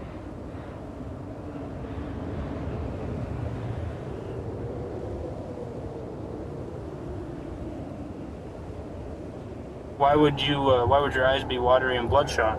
You want to blow me real quick? I don't want to blow you. Odor of alcohol coming from your person. Great, let's do a test then. So Officer Winters thinks I'm drinking tonight. We're about to do a test and he's gonna find out I had nothing to drink. He's gonna look stupid. How many false accusations you got? 0. It's about to be your first. Why are you shaking so much? It's freezing, man. I wear shorts when it's 30 below. Congratulations. I blew 0, so now you're trying to think I smoke weed. Go ahead and tilt your head back and look down your... Can you put that on the toilet real quick? I was supposed to see, like, because I see, like, YouTube videos of, like, all the germs popping up. Welcome back to the Lackluster channel. Just after midnight, on the 28th of August, Lieutenant Nathan Winters of the Newton Police Department noticed a vehicle driving with its high beams on, and according to the Massachusetts Driver's Manual and state statutes, you must lower your high beam headlights to low beam when you are within 500 feet of an oncoming vehicle, or within 200 feet of a vehicle traveling ahead of you. The operator did not lower the vehicle's high beams, which prompted the LT to initiate a traffic stop. Hi there. How you doing, sir? Good, how are you? Good. My name's Officer Winters with the Newton Police Department. The reason I pulled you over is because you have your bright lights on. Yeah, but I have a headlight out, so I just keep my brights on. Okay, well that's not legal. Oh, it isn't? No. Yeah, I turn them when a car comes by, I turn them off, but like... But you didn't with me. Oh, you weren't close enough though. You were like, you were a while back. It has to be within 500 feet. Oh, my bad. I'm sorry. And you're not supposed to have your brights on in the city limits. My fault. You got your license, registration, insurance with you? Yeah, I got you. I just thought it'd be better to have them on with the headlight off. You know what I'm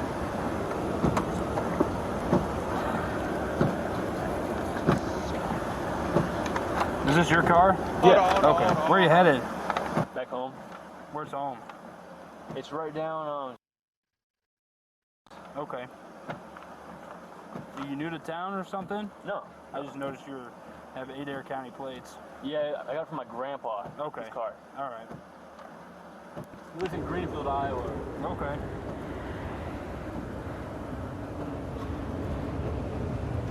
Hold on 1 second.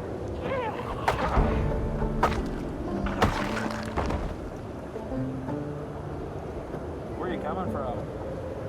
Friend's house. Okay. Anything to drink over there? I didn't hear what you said.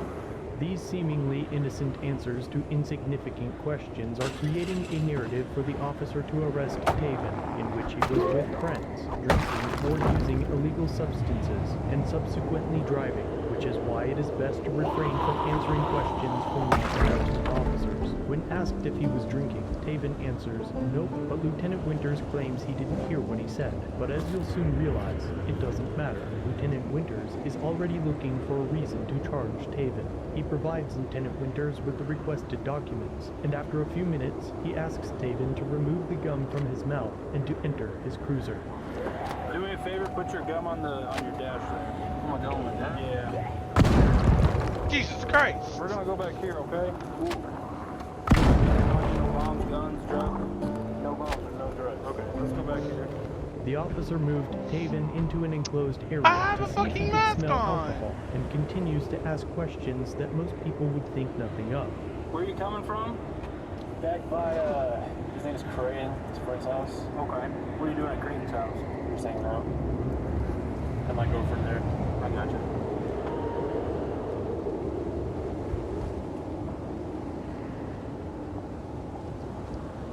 Just got back from college. Okay. Good William Penn. Okay. Play football up there? Yes, sir. What position do you play? Receiver. Okay. I didn't make travel squad this year, though. I'm back for the weekend. That's why you're home? Yeah. After asking just enough questions to form a loose social bond with Taven, Lieutenant Winters dives headfirst into his line of DUI questioning to catch him off guard. How much have you had to drink tonight? None. What do you mean none? I've had nothing to drink. Okay. Why would your eyes be watery and bloodshot? You want to blow me real quick? I don't want to blow you. Pause. I got contacts. Okay. We'll probably get there. Oh!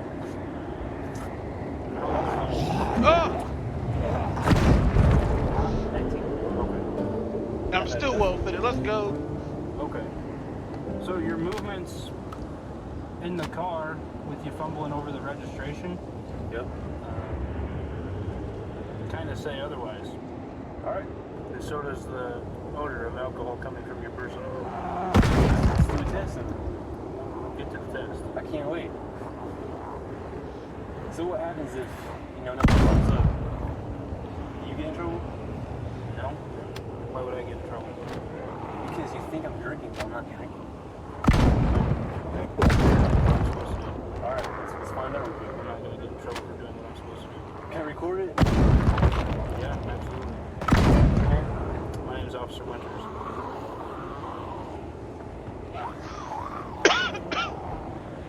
So Officer Winters thinks I'm drinking tonight. We're about to do a test and he's going to find out I have look stupid. Get that right.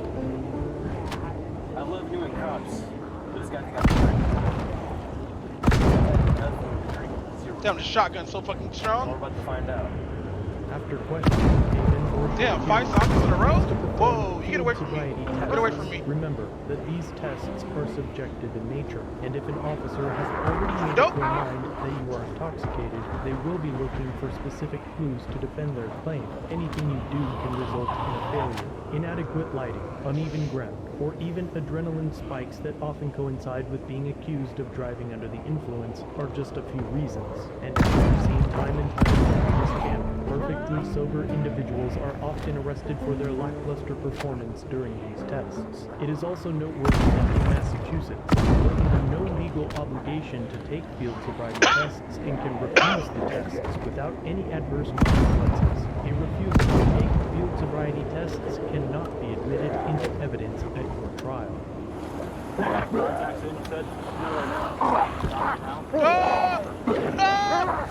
Oh! Fuck, I got bit. At my friend's house. You know what? You took your contacts out of your phone? Yes. Yeah, I literally dog. You need to fucking stop. Stop. Okay. You're supposed to have me when you drive? No. Okay. Another feral I'm zombie? going to actually have you stand right here. I'm going to have you stand with your heels and toes together. Fuck, this dude's strong. Okay. I'm going to check your eyes. Okay, what I want you to do is follow my finger with your eyes and your eyes on. Okay? Yep. Do you have any questions? For the first test, Lieutenant Winters uses a high-powered flashlight to conduct the horizontal gaze nystagmus test. Okay, what we got? This test is about 2 minutes long. I just got my hair perm, man. The rain's gonna spit up. After shining the flashlight into Taven's eyes for nearly 2 minutes, Taven shows no signs of impairment, and they move on to the walk-in room.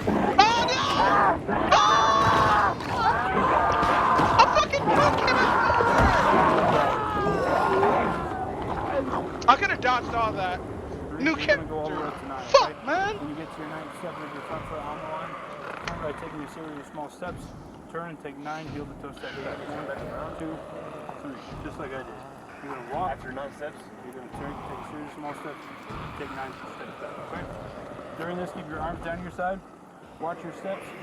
Count your steps out loud, and once you started walking, do not stop until you complete the test, okay? Perfect. Any problems with your ankles, knees, hips, or back? It's my right ankle. What's wrong with your right ankle? Messed up during football. Okay, does it prevent you from walking? Just a little bit, but I'll be able to do this. Okay, does it hurt right now? No.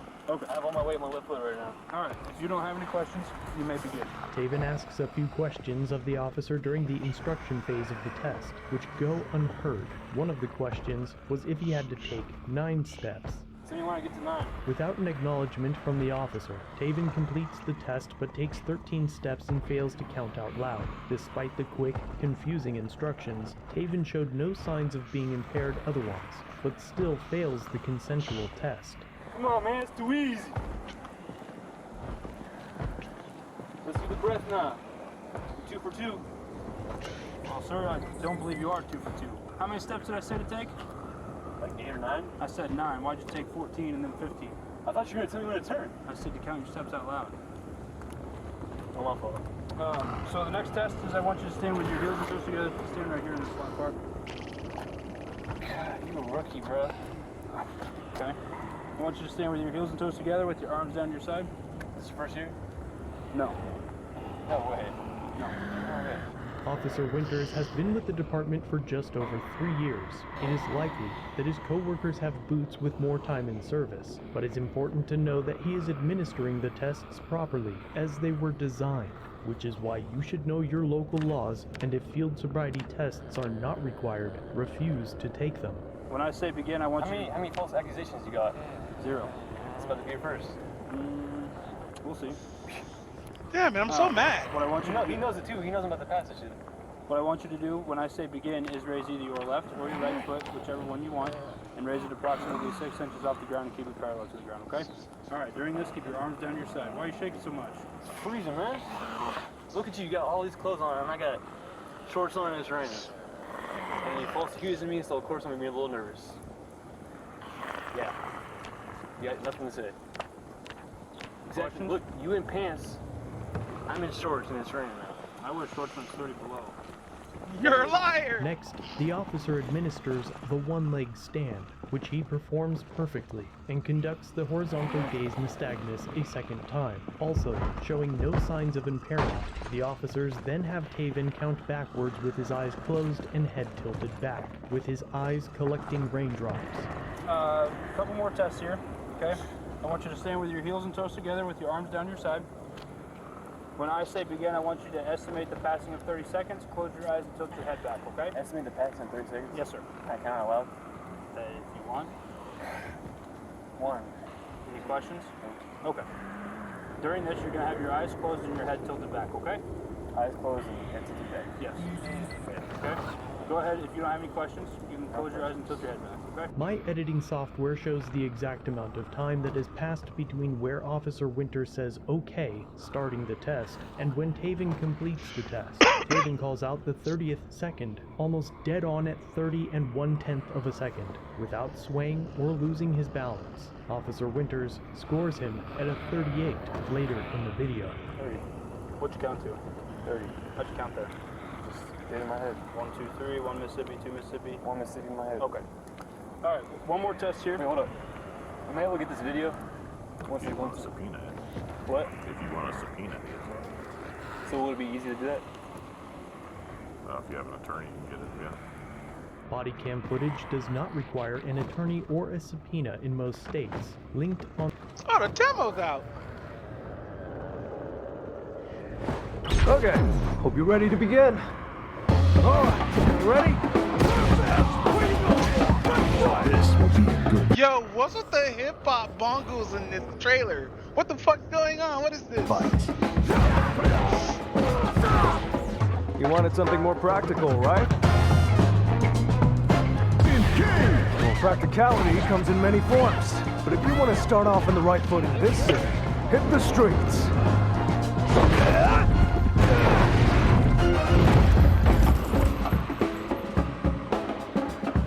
Is that today? Available now. Let's go. Available April 26th. Wow. We don't get this shit on Steam? Hold on. I gotta hop on Steam real quick.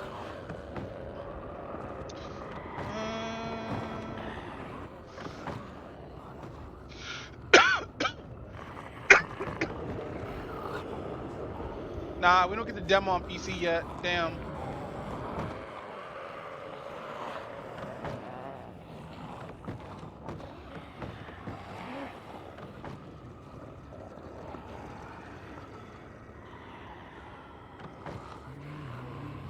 Ah.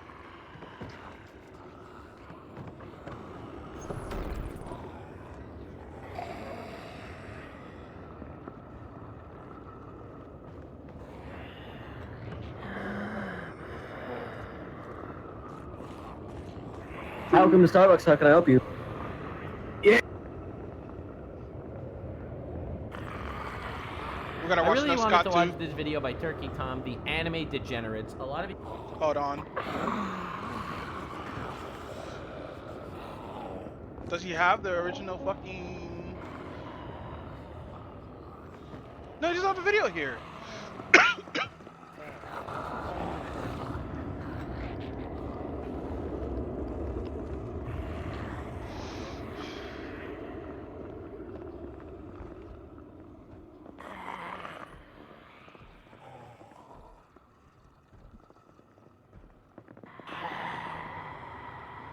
In any given medium, it hinges on the idea that we are, indeed, dealing with a niche, too small to attract the due scrutiny necessary to root out the degenerates within it, hence their continued presence. However, when we're talking about anime, the story is very different. That's at one point. Though, obviously, the entire genre of anime cannot be blamed, nor should it be associated with the kind of degeneracy people engage in under its umbrella. But, of course, it's worth noting how prevalent every kind of sordid abnormality seems to be in the world of anime. It's not just an undercurrent. As a matter of fact, it's so mainstream that it's actually the root of problems in other fandoms. For one example of this, take the common tropes of yandere and tsundere characters, which were largely popularized by anime and now infest Western cosplay culture and TikTok. But it goes much beyond that. Over-sexualized minors being referred to as lollies also came from anime culture. And now, it's the #1 refuge of closeted creeps all over the world. For whatever reason, there is also a plethora of anime and manga revolving around. So this is what I hate about the anime and manga culture. There's a lot of just degen shit. Younger kids in adult situations, especially in hentai. Let's see, a lot of incest, a lot of anime where the young girl falls in love with the older man, or a lot of shit where the young boy is inside of a house with a bunch of voluptuous and assertive women. It's horrible, dude. But there's good shit out there. You just have to go through the slog of trash and tropey ass shit in order to find actually good shit out there. Like, even though Turkey Tom's framing it has, oh, this shit. Wait, let me turn on my avatar actually. Gotta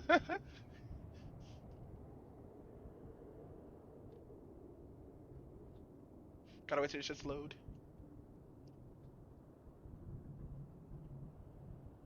How does it look on here? Oh, it's loading. And we gotta throw this back and that back. What? There we go. Oh, that's a little bit over. Bam. What? Why is the box There we go. I was like, why is the box higher than me? But no, fucking, let's see. Yeah, there's really good anime out there. You just gotta get around all the slog and shit like that. Cause there's a lot of trash anime out there. A lot of trash anime out there. That's why I always wear this t-shirt saying your anime is trash. But don't let Turkey Tom's view of anime out there to get you to not watch anime. There's a lot of good anime out there, but there is a lot of trash out there too, like incest, shota, loli, and all this other shit. Like it gets bad. Like don't look up NTR if you ever want to have a sane life. Around incest. Regardless of how absurd it is, it's a theme that has been pretty much normalized at this point. And all of that is just the tip of the iceberg. Though I will mostly refrain from delving into things like Guro, hentai, and the whole fixation on tentacles thing, as I've already mentioned enough eccentricities as it. So girls is gross. Cause like having an attraction to like people getting dismembered and shit like that is gross. There are anime that's out there that's like that, where like people just getting dismembered and stuff like that, but like it's like shit like Blood Plus and shit like that, where it's based off monsters being mutilating humans and shit like that. A lot of horrible shit. Let's see, another which is just Final Destination, the anime. But no, Turkey Tom, I know Turkey Tom's not into any of this shit, cause he'd separate hentai and tentacle porn, even though hentai is tentacle porn and tentacle porn is in the category of hentai, but that's besides the point.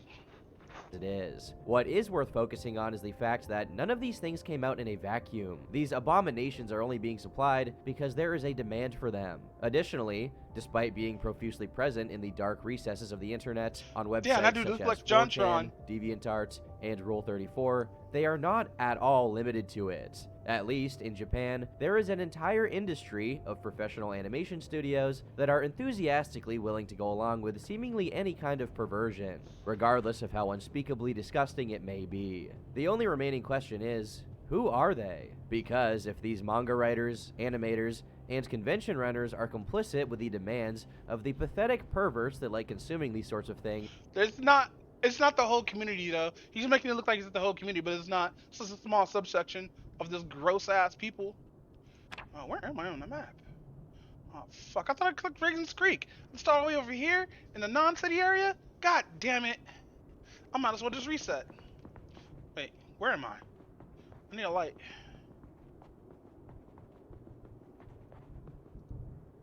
Turn on. What's my profession? I am an engineer? Okay, we're engineer. I'm an engineer. then it follows that they must also have some kind of major malfunction. That's what we will find out today. These are the anime degenerates. That looks pretty warm.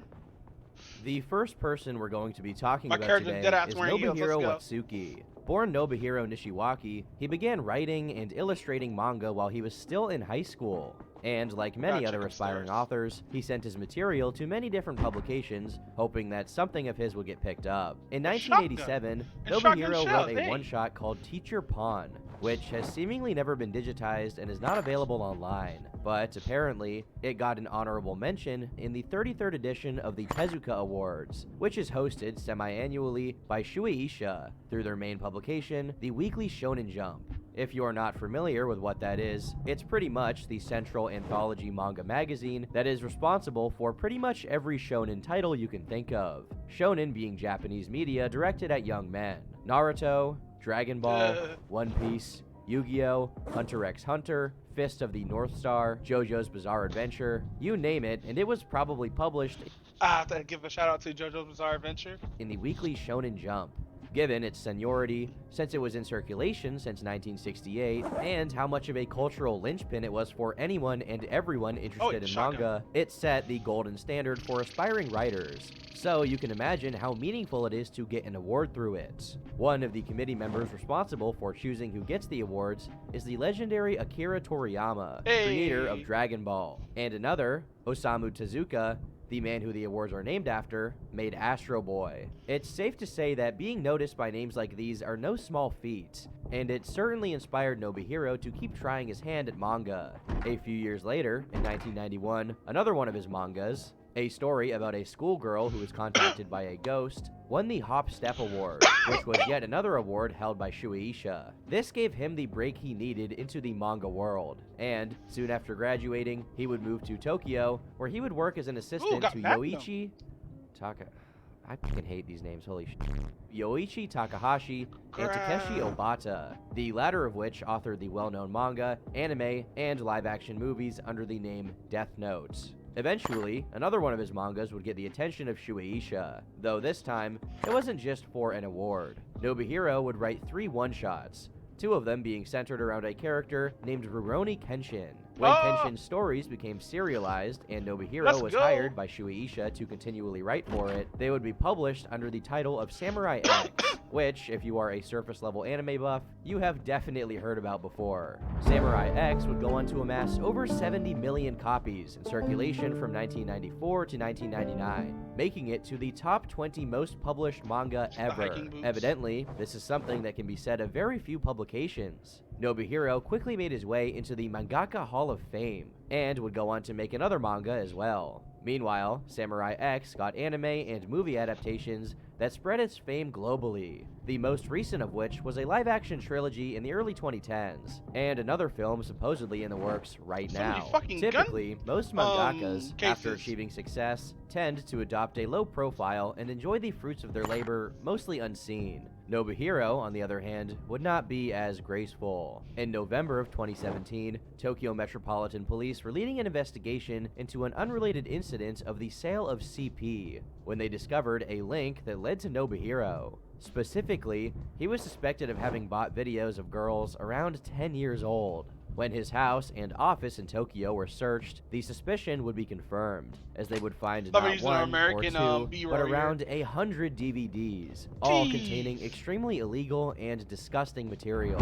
After his arrest, he was charged and interrogated, almost instantly admitting to it and confessing, even specifying his own preference and content to the officers. I liked girls in the higher grades of elementary school to the 2nd grade of junior high. In response to this news, Shueisha quickly suspended the publishing of new episodes of the Samurai X manga, putting it on an indefinite hiatus until Nobuhiro's situation was cleared up by the police. However, they didn't know what to do with the intellectual property of Samurai X, seeing as it was still under their ownership. Up until this point, Nobuhiro was widely admired, having mentored other illustrious manga artists, such as the creator of One Piece, Eiichiro Oda. Not only that, but he also had a wife who was totally unaware of what he was into until it came out in the news. I can't imagine how disturbing it is to discover that this author, who undoubtedly had access to multitudes of minors over the course of his decades, is a predator. What is also disturbing is the fact that the law that completely prohibited possession of CP in Japan was only ratified in July 2014. Even then, it only allows for the person convicted of violating it to be imprisoned for 1 year, with a fine of 1 million yen, which, though it may sound like a large fine, equates to a little less than $9,000 USD. To add insult to injury, Nobuhiro did not even receive the maximum penalty, having to pay only a fine of 200,000 yen, meaning only about $1,800. The information online indicates that he wasn't condemned to spend even a day in an actual prison. Though horrifying, it's not that surprising coming from a country whose age of consent is 13. Less than a year later, Samurai X continued to be published, most likely with Nobuhiro still profiting from it. However, this wasn't the first time that a manga artist connected to Shonen Jump would be charged with this kind of crime. 2 decades prior to this, we have the story of Mitsutoshi Shimabukuro. Alright. I'm gonna take this case. Mitsutoshi was also an author, though on a much smaller scale than Nobuhiro. Debuting professionally in 1996, he also had a manga published by Shueisha, the title of which, when translated to English, reads The Tale of a Leader in the End of a Century, Takeshi. It was actually pretty popular, winning 2 awards within 3 years of the beginning of its publication, one of them being the 2001 Shogakukan Manga Award for Children's Anime, which is the oldest and one of the biggest manga awards in Japan. Mitsutoshi's glory, however, was extremely short-lived. In 2002, the circulation of his manga would be abruptly paused, as he would be caught in a scandal involving an underage girl. On August 7th, Kanagawa Prefectural Police and Isaka Police Station would arrest Mitsutoshi for acts that contradict Japan's child prostitution laws. Basically, a year before, in November 2001, Mitsutoshi used the Japanese equivalent of Tinder to talk to a 16-year-old girl through a pseudonym. When they arranged to meet each other at a hotel in Yokohama, he would pay her 80,000 yen, currently equivalent to about $570, presumably for the girl to have intercourse with him. Though he was temporarily let go as the police investigated, he was rearrested later the same month, on the 29th of August. So many zombies the here. detectives found that Mitsutoshi's most recent offense was the last of 5 that they could gather hard evidence of, meaning that Mitsutoshi had been seeing schoolgirls for hire for a while. 2 months later, he was found guilty and sentenced to 2 years in prison. However, his sentence was suspended for 4 years, meaning he would be on probation instead of serving any time inside a prison cell. Yeah, 'cause he got money. His manga, which up until then was under revision, was discontinued by Shueisha, which I think is the least that they could have done in the face of a conviction as serious as his. Unfortunately, this penalty lasted for less than 2 years, as in 2004, he was working for Shueisha again, making a sports comedy manga called Rain. And a year later, he was authorized to continue his work on Takeshi. The only difference this time around was that his manga was being published in Super Jump instead of the weekly Shonen Jump, which was a minor demotion. This, too, didn't last very long. Oh my god. In 2008, he returned to work for the weekly Shonen Jump to produce his manga, Toriko. Not only was it serialized, but it became the magazine's top seller, with over 25 million copies in circulation, and it was eventually adapted into an anime. Mitsutoshi would go on to work on Toriko for the next 8 years. Toriko would go on to be nominated and win a multitude of awards, none of which took any issue with the fact that it was being run by a man who was convicted of hiring children for intercourse. In 2011, Eiichiro Oda, yes, the same guy who made One Piece and was mentored by Nobuhiro Watsuki, collaborated with Mitsutoshi to make a crossover one-shot episode between Toriko and One Piece. He's actually still active to this day, having one-shot stories of his published in the weekly Shonen Jump and Brand Jump magazines, one of which, being called Build Me, has recently been serialized as well. His crimes have been forgotten by seemingly everyone, though probably not by the victims. Now, it would be very easy to lay the blame exclusively at the feet of Japan for its culture of impunity and looking the other way when it comes to crimes of this nature. While sure, Japan is largely at fault for allowing this kind of thing to fester and proliferate, this problem is far larger than that. Many Western companies are also involved in the production, publishing, and distribution of these pieces of media. Toriko's manga was being published by Viz Media, an American company, while the anime for it was being produced and distributed by Funimation and Toei Animation. In addition to that, it's hosted on Crunchyroll to this day. This necessarily means that none of the people along the way took issue with doing business with a convicted predator. None of the advertisement companies that put ads on Crunchyroll mind either, evidently, save for a few people on Twitter who have commented on the situation. The public is equally as careless, hence why the companies don't really need to sacrifice whatever profits they're making off of it for PR. I guess that's as good of a hint as to what their priorities are as we'll ever get. And while it's not totally surprising that corporations will look the other way with sex scandals of this severity, it's nonetheless still pretty disappointing. With all this business coming his way, Mitsutoshi must certainly see a pretty large bottom line, considering that recidivism, the tendency of a convicted criminal to reoffend, for adult sex offenders is a virtual certainty. I must wonder what he's been up to in the past 2 decades, especially now that he knows that people will take notice of him, and that even if he does get caught, he'll get away with a slap on the wrist. I can only wonder how he's been enjoying his undeserved freedom and piles of money. Let's hope it's been with only legal, non-predatory activities. I may have to risk sounding like a broken record here, but can you believe that there is yet another Shonen Jump author that has been convicted for a serious offense? I honestly wouldn't blame you for never having heard about this one, since his case is unknown to the point of there not even being a Wikipedia page for him, and the only confirmed images we have of him are from when he was being arrested. His name is Tsutaya Matsumoto, though the majority of people know him by Tatsuya Matsuki, the pen name he goes by when he's working on manga. Since January 2018, Matsuki has been working on Act Age, a series about Kei Yonagi, an orphan schoolgirl whose objective is to become a successful actress who catches the eye of a renowned director who sees potential in her. If you're even moderately responsible, this already sounds a little creepy to you. However, this story did achieve some success, which prompted Shueisha to keep publishing it in the Weekly Shonen Jump. They had already commissioned versions of it in English and Spanish, and as of June 2020, Act Age had amassed an impressive 3 million copies in circulation. It was nominated for awards and considered one of the mangas most likely to eventually receive an anime adaptation, with a stage play based on a story already in development. All of this made for a stellar set of accomplishments for Matsuki, who, just 5 years prior, was graduating from the Nihon University College of Arts, not for something related to mangas per se, but for film. Despite not being directly related to the field he ultimately intended to move into, during his time working as an editor and screenplay writer, he got to hone his skills as an author, which evidently transferred well to his work as a mangaka. However, regardless of his ambitions, he wasn't very good at drawing, which hindered his ability to put together original work on his own.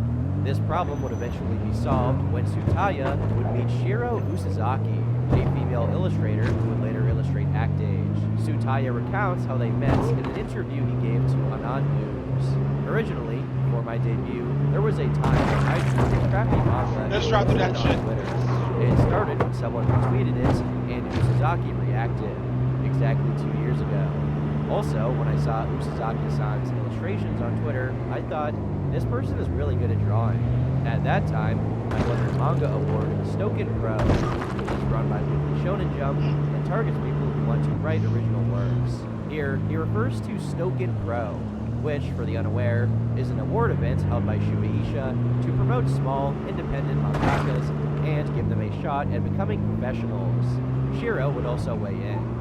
Until then, I had only drawn pictures of my favorite characters, but I wanted to draw manga. I couldn't write the story myself, so it was an attractive original story. When I first saw it on Twitter, even though it was drawn as rough as a draft, I was already interested in the character at that stage. Here, they are talking about the prototype for Act Age, a one-shot that took place 5 years before the main story, which was published in the Weekly Shonen Jump. Welcome to Asagaya Art High School Film Section. By all accounts, it seems that Tsutaya was good at working with others, making him a perfect candidate to work on a manga where he would write it and someone else would illustrate it, and he showed no signs of strange behavior. And so, you can imagine it came as a complete shock to everyone when, 2 years later, on August 8, 2020, Tsutaya would be arrested for what the Tokyo Metropolitan Police described as performing obscene acts on 2 junior high school age girls. Furthermore, they connected him to crimes that had happened months before his arrest. In June 18th of the same year, Tatsuya, who was riding a bike at the time this took place, rode up behind a junior high school girl and sexually harassed her. I should qualify right now that, in Japan, junior high school girls are aged 12 to 15 at the oldest. As if that weren't enough, an hour later, another girl who was completely unrelated to the first incident would also be harassed by the same man. The police only tentatively connected these crimes to Tatsuya at first, since their suspicions were based on the fact that his appearance was very similar to the culprit who was caught doing these things in CCTV surveillance cameras. However, during interrogation, Tatsuya would confess that it was him beyond the shadow of a doubt. The editorial department of the Weekly Shonen Jump would release a statement about the situation on Twitter, which, when translated, read as follows. News from the editorial department. The editorial department takes the matter of the news reports on Mr. Tatsuya Matsuki, the author of Act Age, which is serialized in Weekly Shonen Jump, very seriously. We will take appropriate action after confirming the facts. We sincerely apologize to all our readers and others for any inconvenience and concern this may cause. Perhaps this may have evoked feelings of genuine concern for justice in the newbies, but any manga aficionado worth his salt already knew this was done solely for PR purposes. Thankfully, this event got enough traction so that public pressure was weighing heavily on them, leading to the cancellation of the manga and the ceasing of the distribution of the already printed volumes in circulation. And the company, Hori Pro, who was orchestrating a theater play based on Act Age, also dropped its production. Though the publishers treated this situation a bit better than they usually do, law enforcement was as relaxed as usual. The resolution reached in court was an 18-month sentence, which is as much as the law allows. However, this sentence is suspended, and Tsutaya is on parole because, as the defense put it, he was already sufficiently punished by having his manga canceled. A couple of weeks after Tsutaya's arrest, Shiro, the artist, would comment on the situation in a much more heartfelt and sincere manner on her Twitter account. First of all, I would like to express my deepest sympathies to the victim and their family. In the midst of her shock and fear, I think it was a very courageous act for her to speak up and not let go of her anger at having her dignity violated. I fully accept the Jump editorial department's decision regarding the end of the Act Age series, as well as the response to planning books, goods, etc. due to this incident. Thank you for always supporting Act Age. This time, I have to finish the work in the middle of the road, and I, like everyone else, am very disappointed. However, it must be absolutely avoided that the voices of the work become a burden on the victims. Of course, it is not the victim's fault that the work ends. It is not wrong that the victims raised their voices, and that they endured the pain and did not give in to the groping and sexual crimes. It is the result of doing the right thing right. She was hailed for how she dealt with the situation, and deservedly so, in my estimation. This will be a first for this video. A degenerate that isn't employed by Shueisha. Though his site mentions 2002 as the first time a manga magazine published a one-shot of his debut with a properly serialized manga would only happen in 2008, with a story called Princess Candle, the synopsis of which reads, Europe in the late Middle Ages. A princess with long, golden curly hair and waxy white skin was sent to a remote convent. Black-haired, brown-skinned princess Flu, the princess's sole maid, cannot get used to her poor life in the monastery and causes a lot of trouble. But Flu is undeterred. Her only wish was to return the beautiful princess to her throne someday. And as if to trample on Flu's thoughts, men soon came to the monastery. Despite the very specific description of the protagonist's appearance, it's not uncommon at all for manga. Both the art and story seem innocuous enough and not at all exploitative. You could even say it's quite tasteful. However, in the same year, he would also publish a one-shot called She Was a Slut Rather Than a Girl through a magazine called Comic Beam. And to put it mildly, if I were to put an uncensored part of it on screen, this video would either be demonetized or removed from YouTube entirely. His very next published book was also about two schoolgirls, one of them being small and the other gigantic, who, during their school festival, decided to host a maid cafe. This premise, though still not explicit, is a tad strange considering how popular the giantess fetish is in certain circles. Putting that together with the schoolgirls holding a maid cafe makes this, at the very least, an eyebrow raiser. To dispel any doubt that he had a vested interest in the sexual innuendos in the undertones of his stories, his next work listed on his page isn't a manga he wrote, but one he illustrated about an earl, meaning a member of the royalty, who lived in a mansion with a bunch of maids. The cover makes it clear what kind of tone this story was supposed to have. It's a harem story, where a bunch of girls are going after one, usually small, shy, and inexperienced guy. Any semblance of normalcy in the themes of his works would totally disintegrate once, in 2014, he would start producing the manga that he became famously known for. Please tell me, Galko-chan. To put it simply, it's a story about Galko, a schoolgirl with comic I'm so happy I didn't watch this shit. huge breasts. And remember, this story takes place in a school, which necessarily means that Galko is a minor in the duration of the story. Yeah, this is what I also hate about a lot of I understand whose anime and manga this kind of gears to, because there are teenagers, young teens that read this kind of shit or whatnot, but since I've been watching anime like over the years, this shit right here pisses me off, especially when it's in a high school setting. If you're gonna make a character voluptuous and shit like that, fucking make him an adult or some shit like that. Make him 18 or something, but don't make them high school or middle school kids. I think there was an anime that there was an anime that really fucking pissed me off about a kindergarten teacher being blackmailed by a kindergarten student. And there's three characters, and one of the characters are already developed in a kindergarten. Oh my fucking god. It is bad. It is so fucking bad.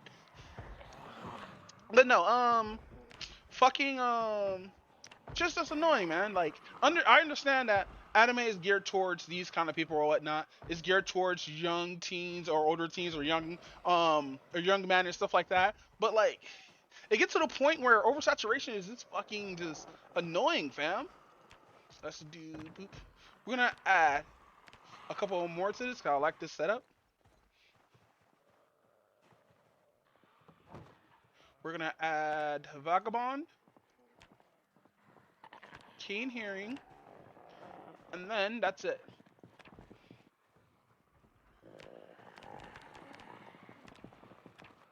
Wait, what's my class? Nutritionist? Thrown back. I'm a weightlifting instructor? Nice.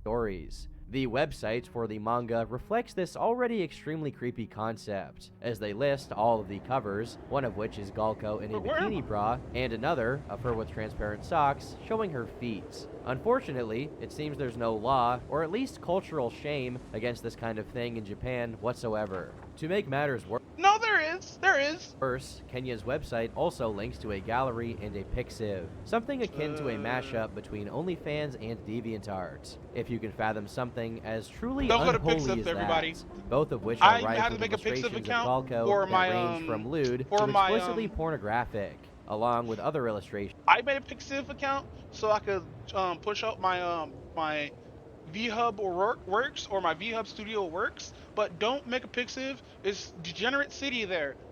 Fuck out of here. I do follow two comic dudes though. From that from Pixiv. It's the one who does like the two fuck, I keep on forgetting their fucking names. It's two characters who hate each other but they end up fucking. It's weird. Some of which constitute drawn CP. And then there's one at this point, it's beyond the shadow of a doubt that Kenya is a pervert who expresses fantasies vicariously through the manga. Not that anyone cared very much, as it was soon made into an anime, which, by the way, was hosted by Crunchyroll. The absolute lack of standards never ceases to amaze me. The only question left is... Fucking... Oh my god.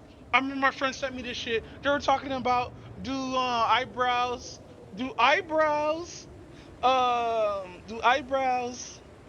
if the bushiness of your eyebrows are the same bushiness of your pubic hair. Yeah, fuck this anime, bro.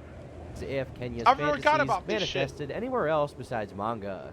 Well, of course it did. On the 20th of December 2020, the Aichi Prefectural Police arrested Kenya for violating the Japanese Customs Act, which made it illegal to import prohibited items. And what were those prohibited items exactly? A total of 6 photo books of naked minors imported from Germany. In his statement to the police, he would say, "I really wanted a collection of nude photographs of foreign children, which is not available in Japan, and I couldn't stand it." But this was just his first arrest. As the investigation went on, they eventually searched his house, where they would find a whopping 46 photo books of nude children. In the wake of his arrest, Comic Walker, the digital manga service owned by Kodakawa, one of the largest publishing conglomerates in Japan, suspended the serialization of Galco, which probably should have never begun in the first place. When the investigation was concluded, the case moved forward and Kenya stood trial, being handed a sentence of 14 months in prison.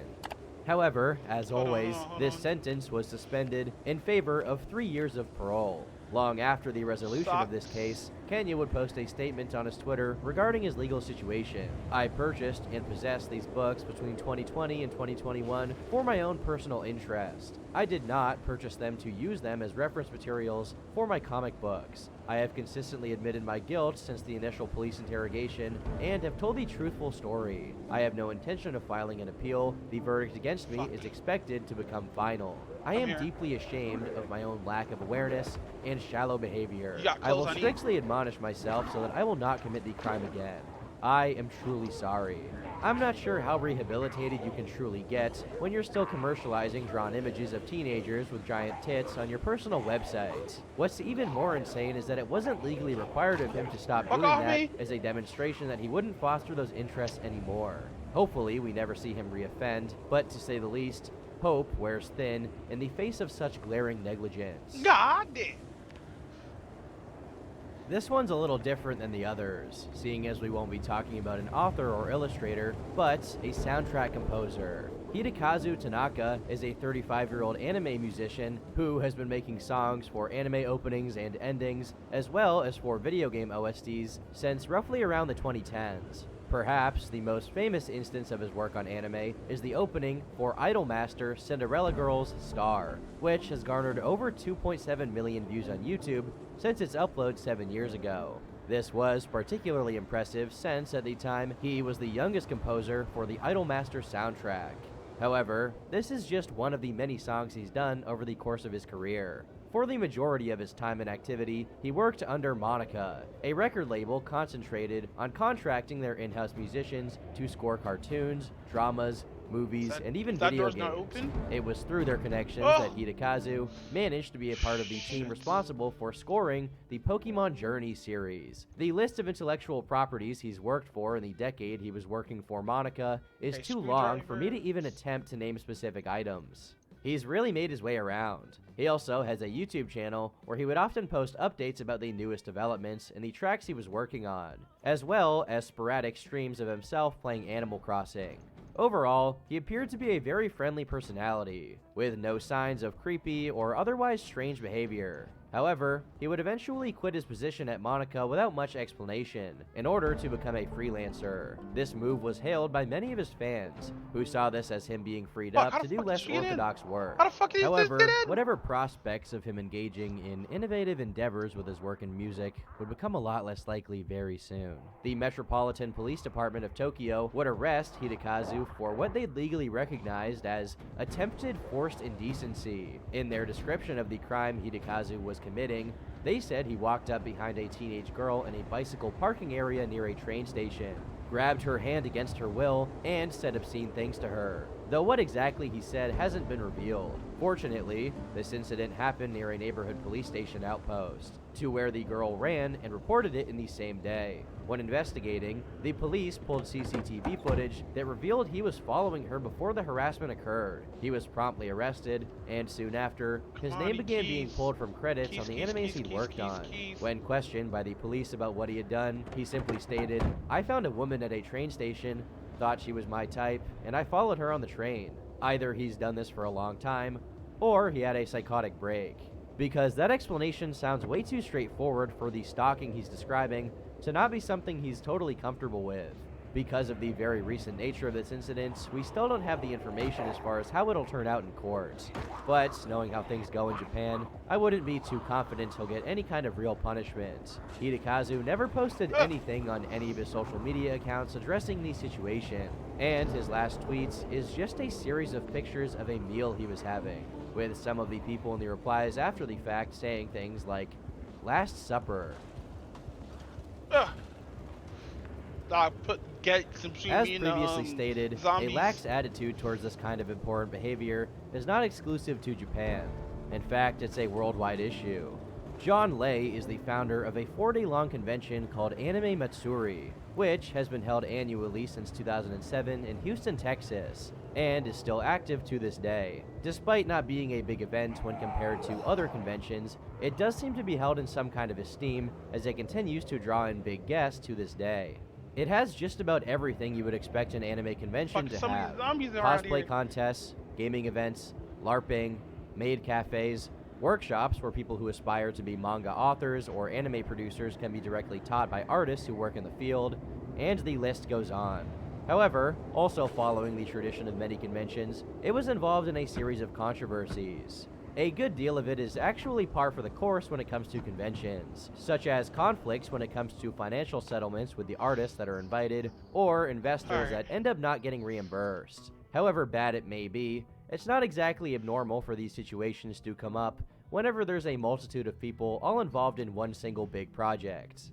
What isn't par for the course is that the director and founder of the convention has been accused of being a serial sex offender. After the 2015 Anime Matsuri event, multiple women came forward and reported having been sexually harassed by John Lay, ranging from unwanted touching and jokes all the way up to lifting up women's There's a door skirts right there. and Why can I smacking not their see? asses unrequested. That's the fucking point. Nina Turn Ray on. Genders, one of the many women that came forward with the information about Lay, took it to her personal blog to describe exactly what went on and how the harassment came to be. Our first meeting in person was to shoot promo pictures for Anime Matsuri 2015.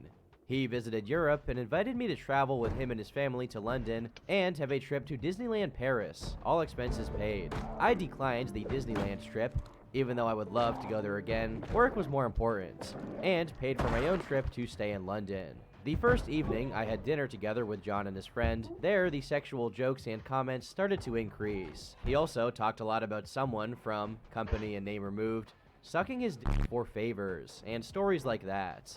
But when we had a day together with his wife and kids, he suddenly kept quiet. On this trip, the idea of hosting an event in Germany was started. A couple months later, he invited me on a trip to Japan. Of course, also all expenses paid. I didn't go with him, and he continued to use that against me for the next few months to try and make me feel bad.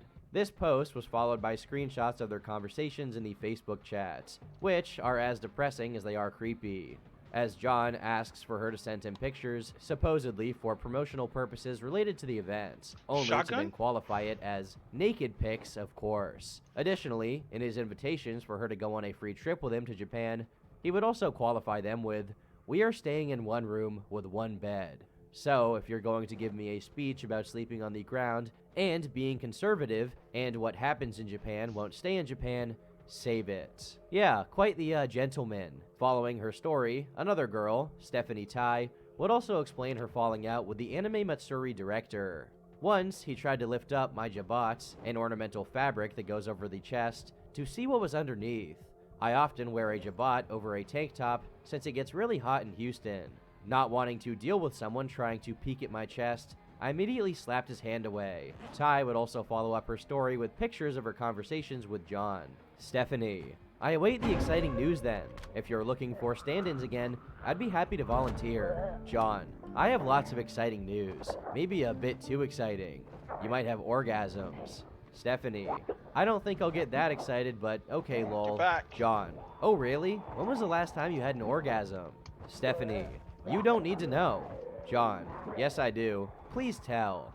In response to the accusations, John would post a response to his personal blog. As a disclaimer, I would like to point out that I joke a lot with my friends or people I consider close. If you are offended by sexual innuendos, dirty talk, or comments about boobs and orgasms, you should not be my friend, online or offline. This means no disrespect, and I would suggest not engaging in conversation with me. I act this way with my friends regardless of gender, and as my friend, you should make it perfectly clear that you are uncomfortable with my conversation. I would respect you enough to stop joking.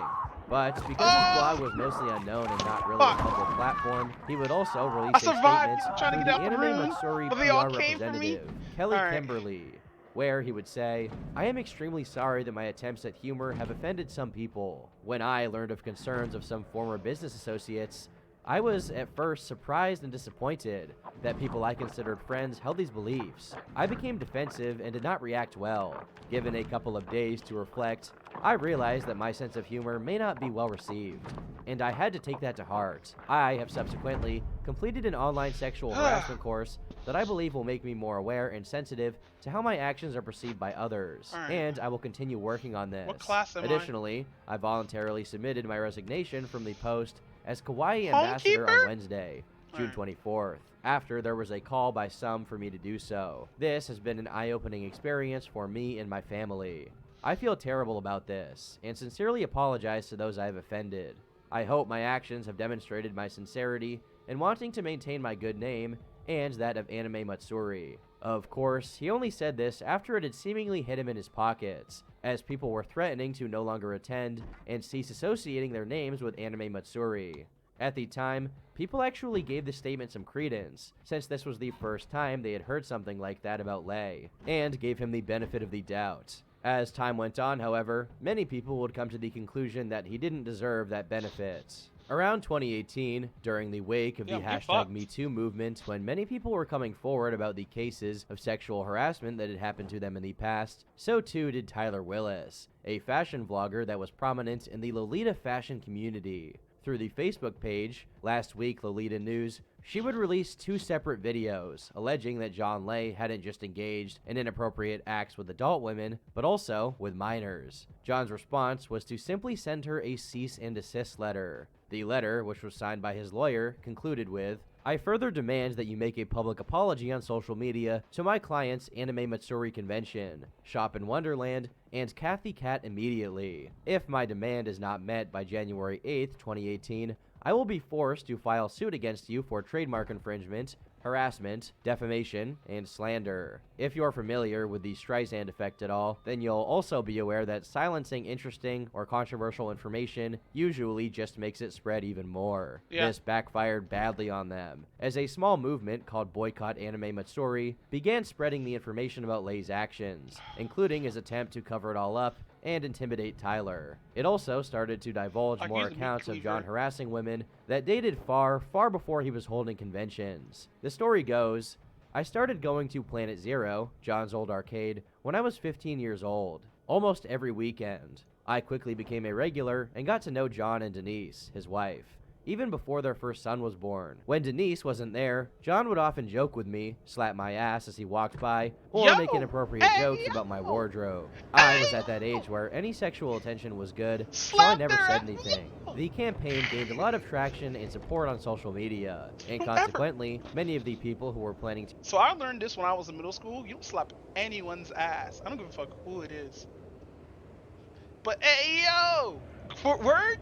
To attend Anime Matsuri canceled their appearances. However, this campaign has not succeeded in its objective, since not only are the conventions still happening every year and drawing attendees, but to this day, they're still under John Lay's direction. Obviously, no one delights in shutting down an anime convention, considering there's not that many places for weebs to congregate in mass. But in the eyes of many, as long as Lay is present, the environment won't ever be safe. Every fandom and culture has problems, sure. However, when these problems are being overlooked, or worse, promoted on an industrial scale, that's no longer just the niche's problem. It's everyone's problem. A lot of really young kids are being introduced into anime through social media. And while that's cool, some of them could end up stumbling onto something very dangerous for them. Not only can they accidentally be exposed to content that might be very disturbing, they can just as easily go to a convention and be targeted by one of the creeps who like anime for all the wrong reasons. There's an online initiative called Fix the Broken Staircase that is working on cataloging people who are known for attending conventions and may pose a threat. And let me tell you, the list is not short. Much like in the case of the furry community, it's not everyone, and it's certainly not even half of the people involved in the fandom that are— So good that Turkey Tom actually said that, because it's definitely not everyone. It's always individuals, and that's what we should go after, individuals. Instead of whole fucking groups, we should go after individuals that make those groups look bad.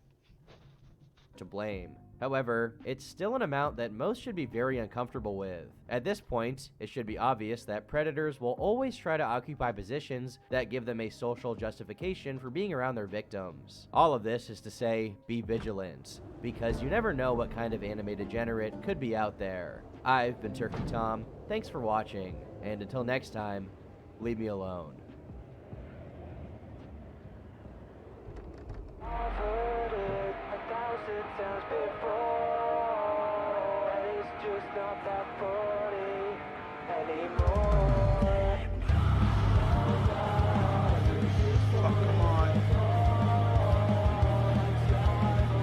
Have I been in here? I don't think I've been in this house. Oh, shit.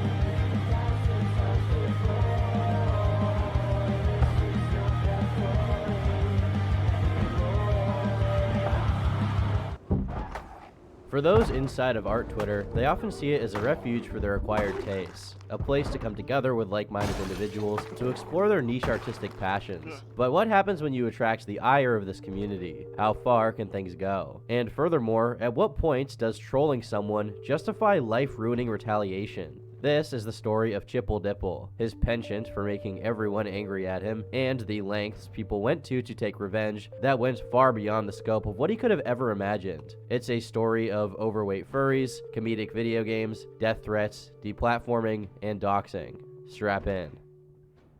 Chipple Dipple began his channel in December of 2016. His first upload was a fan-made music video for Joe Hawley, but he wouldn't gain traction until uploading a series of cartoons he did after. Based on a viral Garfield parody by Pilot Red Sun, they were interesting, with titles like Garfield emotionally abuses John and then himself, and Garfield becomes God and vores the universe. It caught people's attention. He also uploaded an Oni Plays animation called Carl the Brain Cell. These videos each reached over 1 million views, with the latter sitting at 3.6 million. They spread across social media as reaction images, becoming his first meme. That was enough to leverage a following on Twitter, which he became active on throughout 2019. Here, Chip continued to post art as well as observations about various trends. He tended to be at odds with what was popular on the site. This allowed him to grow as a contrarian, but his biggest break came after the return of Minecraft. For a while, the game had fallen out of style. It was considered cringe and for children. But in March, then rising YouTuber Call Me Carson started a Let's Play series called SMP Live. It had an all-star cast, being played on by streamers like Junkie Janker, Wilbur Soot, and Pokimane. This proved extremely successful, to the point it's often credited for the game's resurgence. Being a fan of Carson, Chip was inspired to start his own server with a twist. The map would be a 1 to 3,000 replica of Earth. He tweeted about the idea and got the attention of Wilbur Soot, who reached out in support. The result was SMP Earth, which launched in November of 2019. Boasting over 60 creators, including Carson himself, it was already set to be massive. But after SMP Live shut down 2 months later, it became the series' spiritual successor. This placed his creation at the forefront, with episodes receiving upwards of 12 million views. While Chip stumbled into this by luck, he helped shape the series early on. He arranged in-game events and even crafted an ARG. He also started an in-server religion called Braphogism. Okay, alright, here we go. These efforts paid off in establishing himself as a key player. Before its launch, he sat at under 5,000 followers. That number doubled by the end of the year. His channel also surpassed 50,000 subscribers. But the exposure to a new audience was a blessing and a curse. His platform was built on offensive humor. This was present in the trailer itself, with the thumbnail showing Jeffrey Epstein's temple. That put him at odds with the audience these streamers were cultivating. SMP Live and SMP Earth were the start of Minecraft stan Twitter. They're basically fandoms obsessed with specific creators, to the point of emotional attachment. This can extend as far as fan fiction, ship art, and sexual harassment. Naturally, Chip saw this developing subculture and responded in mockery. For example, it became trendy to call the game's creatures trans. This led Chip to post a cartoon character having a meltdown with the caption, LGBTQ Twitter when you ask how the Minecraft bee is trans. In general, he began picking fights with his newfound audience. In one argument, he reaffirmed a user's bio stating that they were actually autistic. He was subsequently hit with the accusation of being an ableist. But no matter the backlash, he persisted, only becoming more and more frequent. On December 2nd, Chip posted a comment criticizing stans for having anti-capitalist views while worshipping celebrities. It received over 6,000 likes, though he got an equal amount of backlash. His mentions were flooded with death threats and people calling him slurs. He remarked, "I've been called a faggot by more K-pop stans from this tweet alone than I ever had from Anons on 4chan, and that says something." He then created the 20-year-old K-Poomer to call them female incels. There was a clear cycle even early on. Chip would get annoyed, say something inflammatory, and double down until people gave up. Because of this, there started to be a vocal subset who hated him. They wrote call-out posts about how frequently he appeared on their timeline. These accumulated thousands of interactions. They didn't go unnoticed by his peers, who came to view him as a liability. But for as long as SMP Earth continued, it had remained behind the scenes. In the meantime, Chip became acquainted with other artists on Twitter. His newfound relevance enabled him to form new friendships. That included another growing creator named John Bob, who put Chip in his Halloween bash. It was these kinds of gifts that put John at the center of their community. He'd involve other artists in his work as fan art, from games to animations. Though it began without permission, it led to mutual growth, so they allowed it. This brought otherwise disconnected artists together to form a shared audience. It was like nothing art Twitter had seen before, and over the span of a year, John gained 35,000 followers. While still controversial in these circles, Chip was regarded more positively. They were more accepting of his antics. On April 5th, 2020, a viral tweet led to debates over Newgrounds. The post compares the site's art style to the often derided cow arts. It also calls people who draw this way bigoted. Chip mockingly created a template for people to mimic both. It went viral, with figures like Shen Comics weighing in. 4 days later, Chip satirized a pro-shoplifting cartoon strip. It had the character attempting to steal a rotten green egg. This was also a hit, garnering 30,000 likes. But even the art community had limits. He'd occasionally cross the line for them and say things like, multi-fandom cartoon enthusiast is just a different way of saying not allowed within 1,000 feet of a school. This was taken personally by a multi-fandom cartoon enthusiast who felt it was a targeted attack. Remember that Chipple Dipple is the same bigot that actually thinks femcells are a thing and called me a sex offender just because I like cartoons. I better not see any of y'all supporting his goofy ass. The call-out received over 2,000 likes. On April 11th, SMP Earth was shut down, lasting a total of 142 days. It helped launch the careers of Tommy Innit, Jay Schlatt, and Wilbur, but the series went stale as players drifted away. Those who stayed relevant became the foundation of Dream SMP weeks later. And if you know anything about Dream's audience, you know where this is going. While no longer involved, Chip remained in proximity, and he became increasingly annoyed at what it became. In retaliation, he crafted a block list containing thousands of Stan accounts. He announced his intention publicly, which was spun as harassment. If you don't know, Chipple Dipple has a Stan block list that he plans on releasing. This will cause hundreds of people to come into our community, possibly to harass and dox us. Chip knows what they're going to do, but is still going to release it. Not only is that the exact opposite use for a block list, but why would they need it? These were all accounts that identify themselves as Stans. If Chip had made these arguments, he may have quelled the flames, but instead he played into it. When asked, why don't you sentence another neurodivergent and LGBTQ plus child and family to death, he replied, don't threaten me with a good time. When told he was encouraging doxing minors, Chip simply said, yeah. While funny, this gave ammunition to their accusations of doxing. He'd poisoned the well to the point that it was difficult to defend him. 4 hours later, the official SMP Earth Twitter disavowed his creator. We do not condemn nor support the actions of an ex-staff member threatening to dox and attack over 1,000 users because of their status on blocking him. This staff member is no longer connected to SMP Earth and hasn't been for months. Not only had Chip been ousted beforehand, but they alluded to behind-the-scenes drama. This iceberg was elaborated on the next day by a former collaborator named Michael McChill, who called out Chip on a live stream. Once again, these fucking days continue to get worse. And long story short, Chipple Dipple, yes, I'm finally saying names, is being a fucking idiot. It's been a long fucking time coming. He is a complete cunt. He deserves entirely to be Mic off. Right now, Mic on. to be deplatformed. If you follow Chipple Dipple, the creator of SMP Earth, I heavily fucking suggest unfollowing him. You heard that right. Chip had done something worthy of deplatforming. What was it, you may ask? Having a bad sense of humor, of course. Shut the fuck up. Stop being a piece of shit. Stop being a fucking asshole. You are entirely infatuated with this fucking Newgrounds, fucking 4chan, fucking mentality, and it's disgusting. Whenever you take just the edge, you end up looking like a fucking pizza cutter. All edge, no point. Chip, for the love of fucking God, either step off your platform or probably be prepared to be deplatformed. On a scale of Keanu Reeves to Onision, how would you rate him? Yeah, below Onision, like off the scale. He does eventually shed light on grievances beyond the public outrage, but it amounts to petty managerial issues. The most valid critique, and perhaps most relevant, are his frustrations with Chip's online presence. All you have to do is fucking sit there, smile, and wave. You were fucking given a ton of fucking free publicity for creating a server when you did nothing, when you did jack shit the entire fucking time. I'm sick of it. And a lot of other fucking creators are sick of it too. You blocked me on fucking everything, called me a pussy, and didn't move on from there. Take your move, motherfucker. Remember? Swing at me, and let's fucking see how quick you fucking drop. As comical of a reaction as this is, the point still stands. To most online personalities, their image matters a lot. This is especially true in the Minecraft community, where creators are scrutinized for their associations. By ruining his own reputation, he jeopardized everyone around him. There's a reason no one came to bat for him publicly. Apparently, associations can get you canceled. Look what's happening with fucking Mr. Beast right now. He cured 100 people of temporary blindness, and now he has a trans friend who's getting belittled because they're trans. I hate this world, bro. That's so fucking stupid. Just because he's associated with Mr. Beast, and now Mr. Beast is getting hit because he has a trans friend. Holy shit, bro. What world do we live in?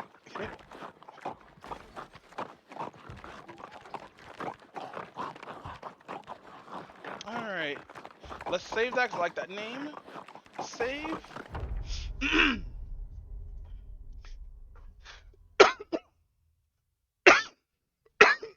Alright, let's do this.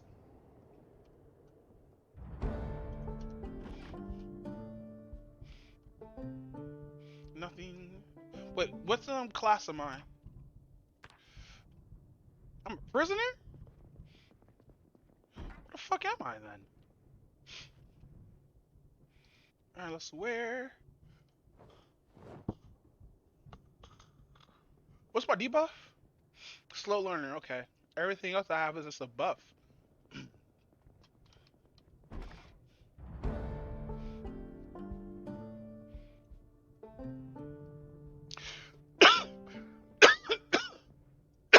Oh shit. Excuse me. What's it from this?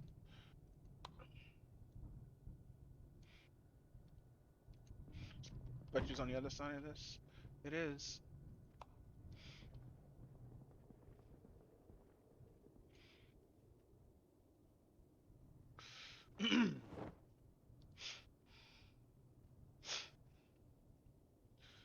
Miracle doesn't thrill me at all. So why would it be true that I get a kick out of brew? With such a public fallout, this could have been a moment of reflection. It wasn't too late to change. He'd vowed to several times, with the most notable example being the Dippler's Decree. He pledged to never make annoying or controversial tweets ever again. But given this was posted 2 months before the block list, it's clear he didn't follow through. In fact, just weeks after, he posted a comic about using Wojaks in real life.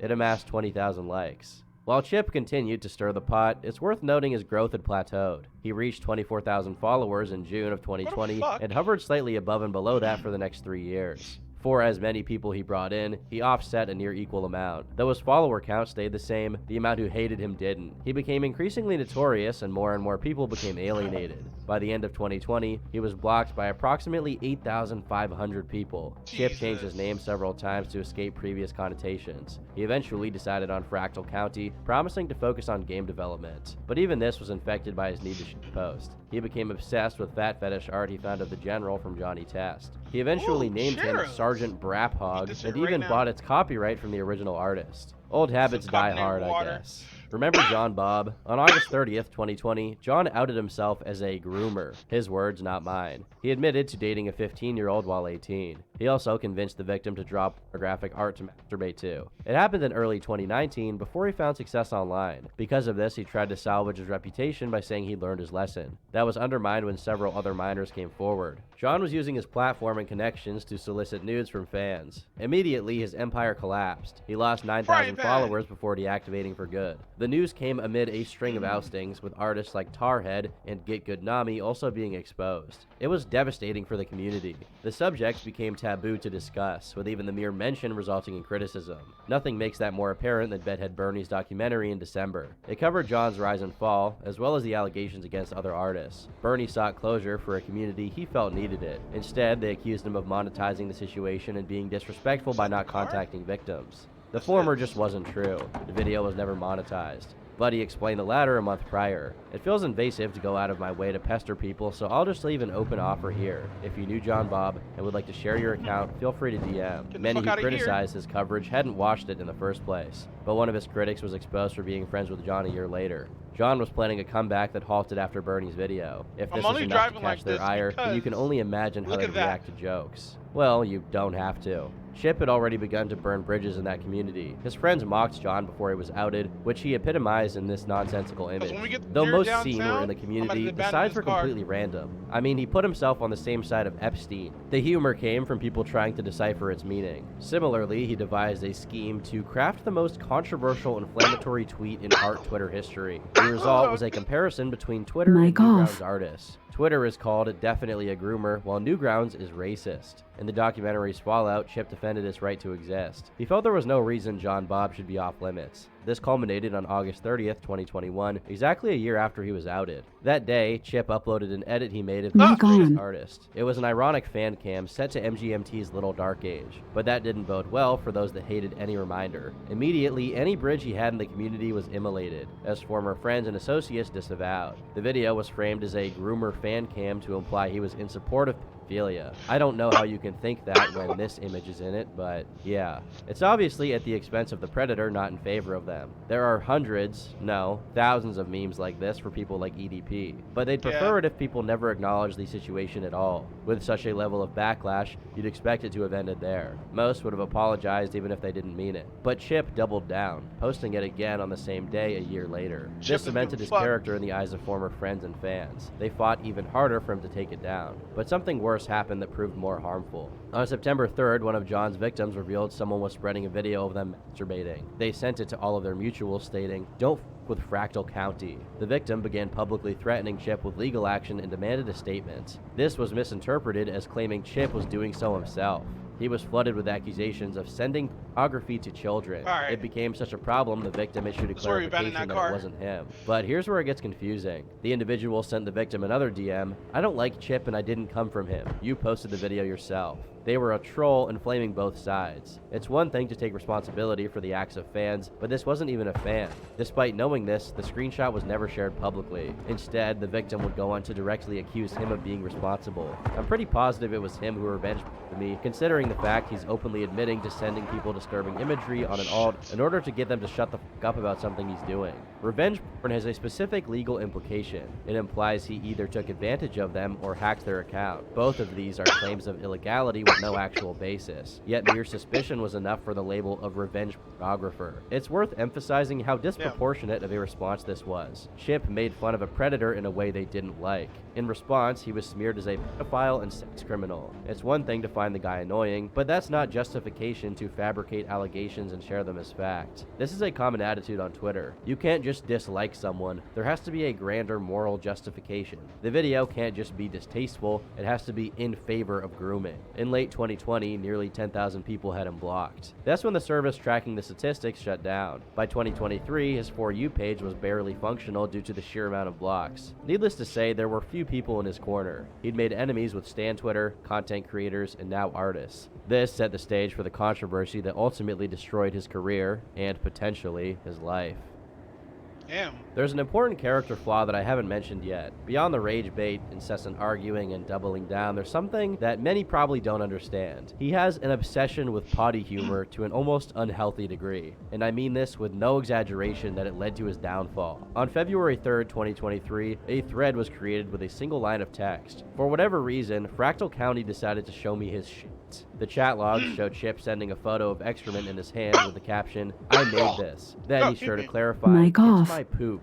The user shows the image couldn't be found anywhere else online. Now I know what you're thinking. There's no f***ing way he actually did this, right? Like, we all find poop funny once in a while, but why? Well, as it turns out, it wasn't actually his poop. I know, disappointing, right? The image had gone viral a year prior, coming from a now deleted user named John Nolan. He actually did what Chip was accused of doing, defecating in his hand and showing people. In fact, on the Internet Archive, you can find him tweeting the same thing publicly. The reason the image didn't show up is because his account is now deleted. As for why he sent it in the first place, he explained, "The reason why I said it was mine is simple. I thought the person was annoying and it would be funny." In fact, he decided not to clarify the truth because it was funnier. But what he didn't realize surprise, and what became a huge talking point, is that the recipient was weeks away from turning 18. How horrifying. This was exaggerated to the point that the poop allegations were spun into a sex crime. I'm not joking. Aren't you the guy who shit into his hands to send a pic of it to a then underage girl who called him a loser? Just making sure that was you, yeah? Chip replied, though it wasn't archived, to which the user said, I committed a sex crime to shut up the minor who was accusing my friend of a sex crime. The post received thousands of likes and remains the main accusation against him. People straight up started calling him a pedophile for this. It's bizarre because what is inherently sexual about poop?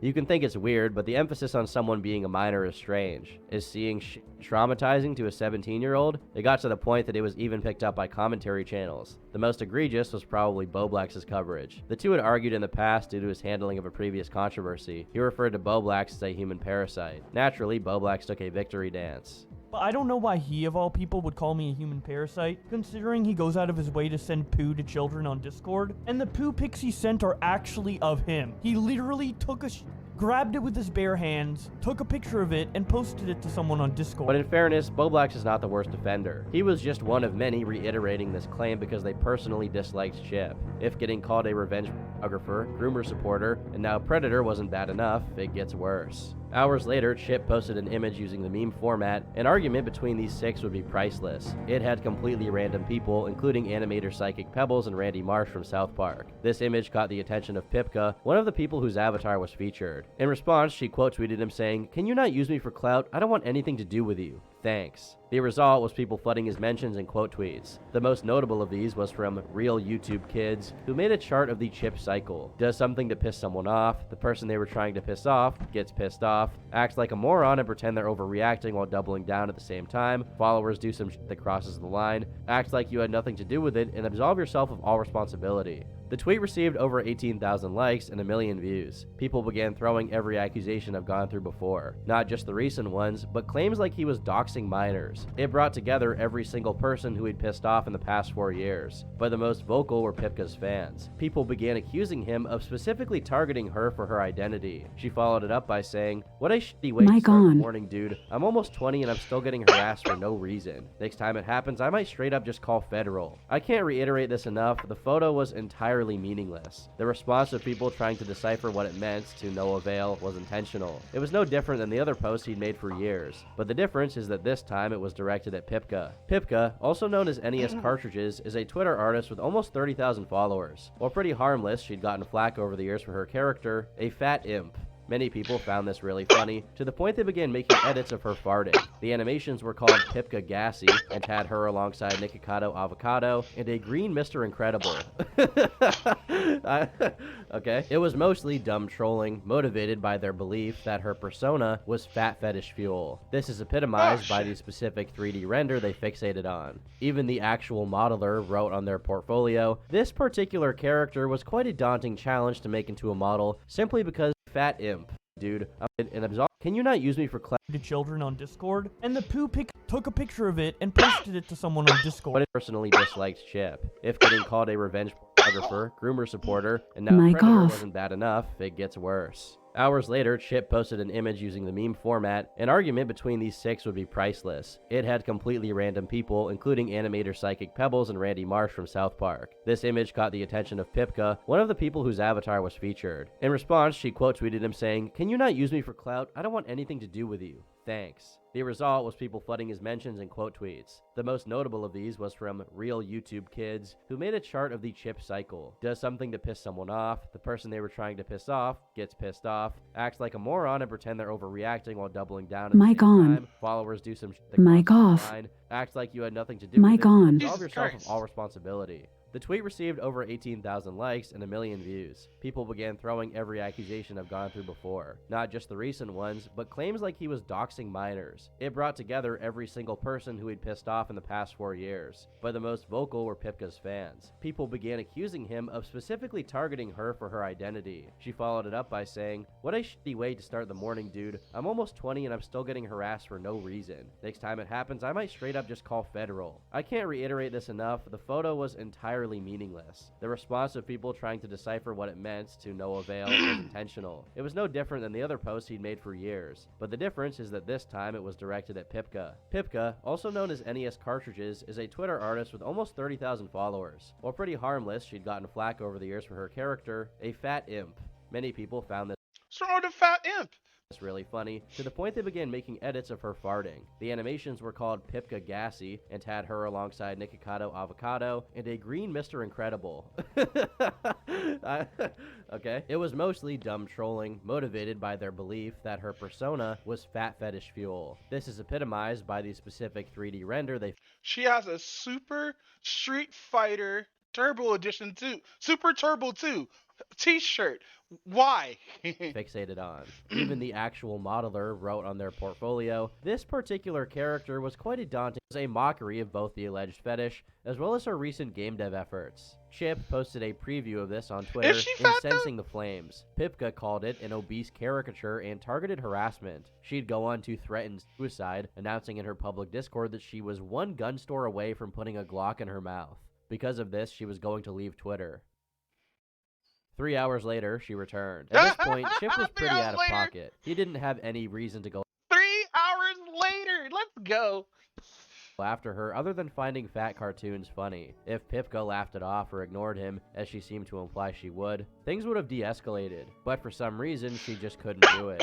On February 24th, she held a stage in her server of over 4. You know why? Because some people just can't take a joke sometimes. Some people take a joke way too seriously. I do it sometimes. A lot of other people do it. But sometimes, you know, some people just don't know how to just laugh sometimes, you know? 1,400 people. Here, she accused him of starting all of the Pipka Gassy memes. At the very least, I'm finally getting to the bottom of who's causing this, because through both the Twitter gifs and the Pipka Army thing, it's Chip and whatever their server is doing. They're one of the people who started it. There's also that instant guy, Fractal County. There's some Z-list Twitter person that made a bunch of Garfield videos and dick rided off of that for the rest of their lives. That guy is a piece of shit. I asked him very nicely to just not use me in a meme. It's a very simple request. Just don't talk about me, because I want nothing to do with him. He already insulted my friends by posting a fan cam of a groomer. Now he's going after me for no fucking reason. I know that's not the nicest thing to say about them, but they've been harassing me for a year now, so that's the thing. Like, I feel like I'm too nice. She'd go on to dispute any notion of having a fetish and claimed her persona was her actual body type.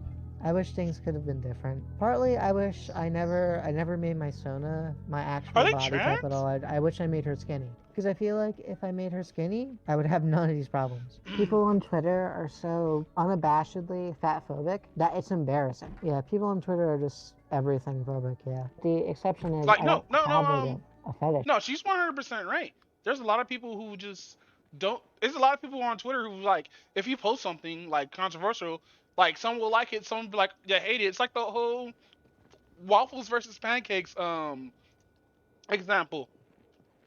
Because it's perfect.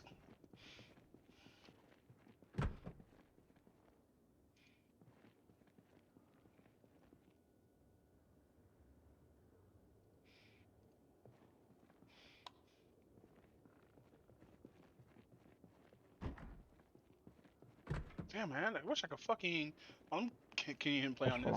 Like, I don't. It's just made up. So, like, because if I did, I know. I don't think you're weird for having that, but I feel uncomfortable, like, thinking of if I did. I get uncomfortable thinking about it because I'm not into it. Yet, she contradicts herself. In a different line of thought, she admits to not being that fat, in her own words. For me, it's even worse because there's, like, people that just go out of their way to start hate campaigns, and the reason is always stupid.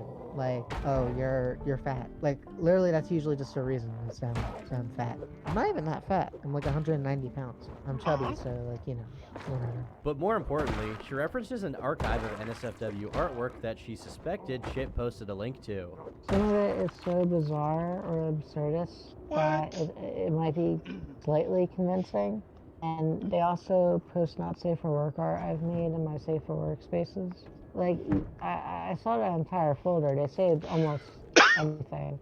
You know, most people won't get on me for drawing that kind of stuff. I mean, most people with a sizable following do on alternate accounts. And that's the thing that I also don't get is, like, people say that I draw not safe for work art on main, but I never have. This Google Drive is filled with material from a separate, once public account. In spite of denying having a fat fetish, it all features morbidly obese women, including their own character. While there's no farting, there's an automatic burping, so the gassy thing is only half true. This one reads, side effects may include rapid weight gain, sudden extreme bloating, excessive belching, and a good time. There's also a drawing of King Hippo from Punch-Out as a woman getting penetrated in her belly button.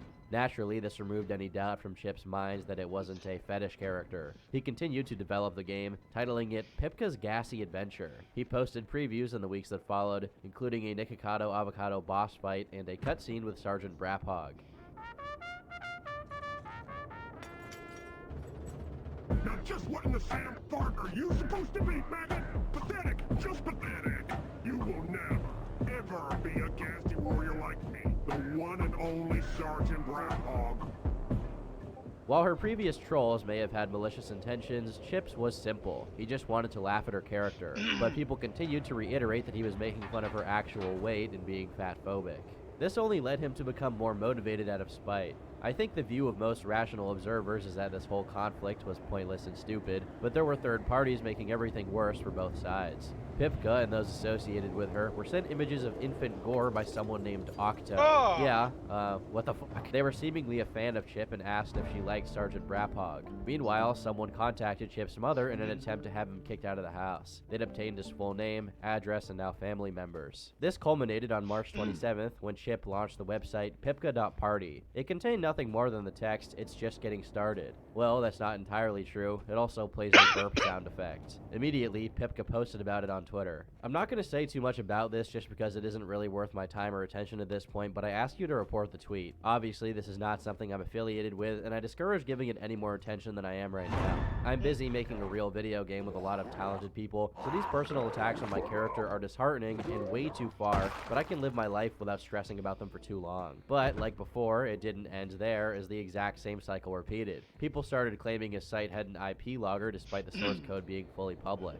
Though his antics were noticeably cut short when Chip abruptly deactivated his Twitter. Never mind, I took it down, but GitHub isn't updating, don't even bother. GitHub is taking its time deleting it. Stop poking around you aren't supposed to. Go away and leave me alone. GitHub Desktop is the worst piece of software ever. What is the point of a .gitignore file if it doesn't actually ignore anything and just upload everything indiscriminately? I'm actually tearing my hair out. It turns out, Chip had accidentally uploaded all of his information to GitHub. The site's source code had a section that listed his name, password, address, and phone number. Pipka.party was subsequently hacked and replaced with this. When word spread, Twitter began celebrating. They started mocking Evan Anderson and calling his cell phone. This meme even started to be spread around, parodying Walter White's confession. Then, 6 hours later, the website was updated. It now read, "It's over. Thank you for calling into the Fractal County hotline. For those who showed support or genuine concern, I certainly do appreciate it. For those who didn't, thank you for the voice lines. They will go to good use in my game. Coming soon." Chip had orchestrated the entire stunt to trick people willing to share his docs. The number was a burner, the name was fake, all of the info was fake.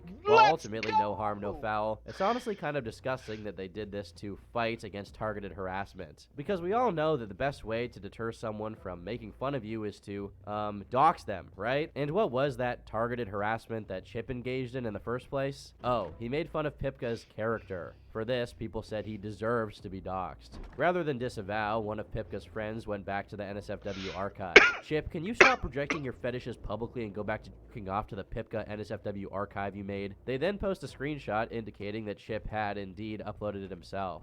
Pipka then reposted this and added, "I got sent the link and yeah, that's my art. Every piece of smut I've made." To which their friend replies, sending pornography in Discord servers filled with minors? I'm sure that's illegal. This added a completely new narrative, that he was a cyberstalker. This is genuinely beyond cyberbullying. At this point, he is cyberstalking me and I'm going to call the police. And I know who it's coming from, because I've backtraced it. You've been reported to the cyber police and the cyber police. I should probably create a Google Doc and finally reveal all the creepy shit around Chip and his friends harassing me. I usually am pretty quiet about it, but I keep the receipts in case I need to contact law enforcement. That Google Drive link might be my final straw though. She went so far as to report all the info she had readily available about him, as well as the archive, to the FBI. I feel bad for the poor FBI agent who has to look at that evidence before throwing it right into the trash. I genuinely have no idea what she's talking about or what the supposed crime is. The art wasn't leaked, it was posted publicly, as proven by the Internet Archive, but with threats of police involvement in a Google document, Chip felt forced to create his own. It was a defensive measure to debunk all the accusations. Mic off. This became the Pipka Files, which he released the next day.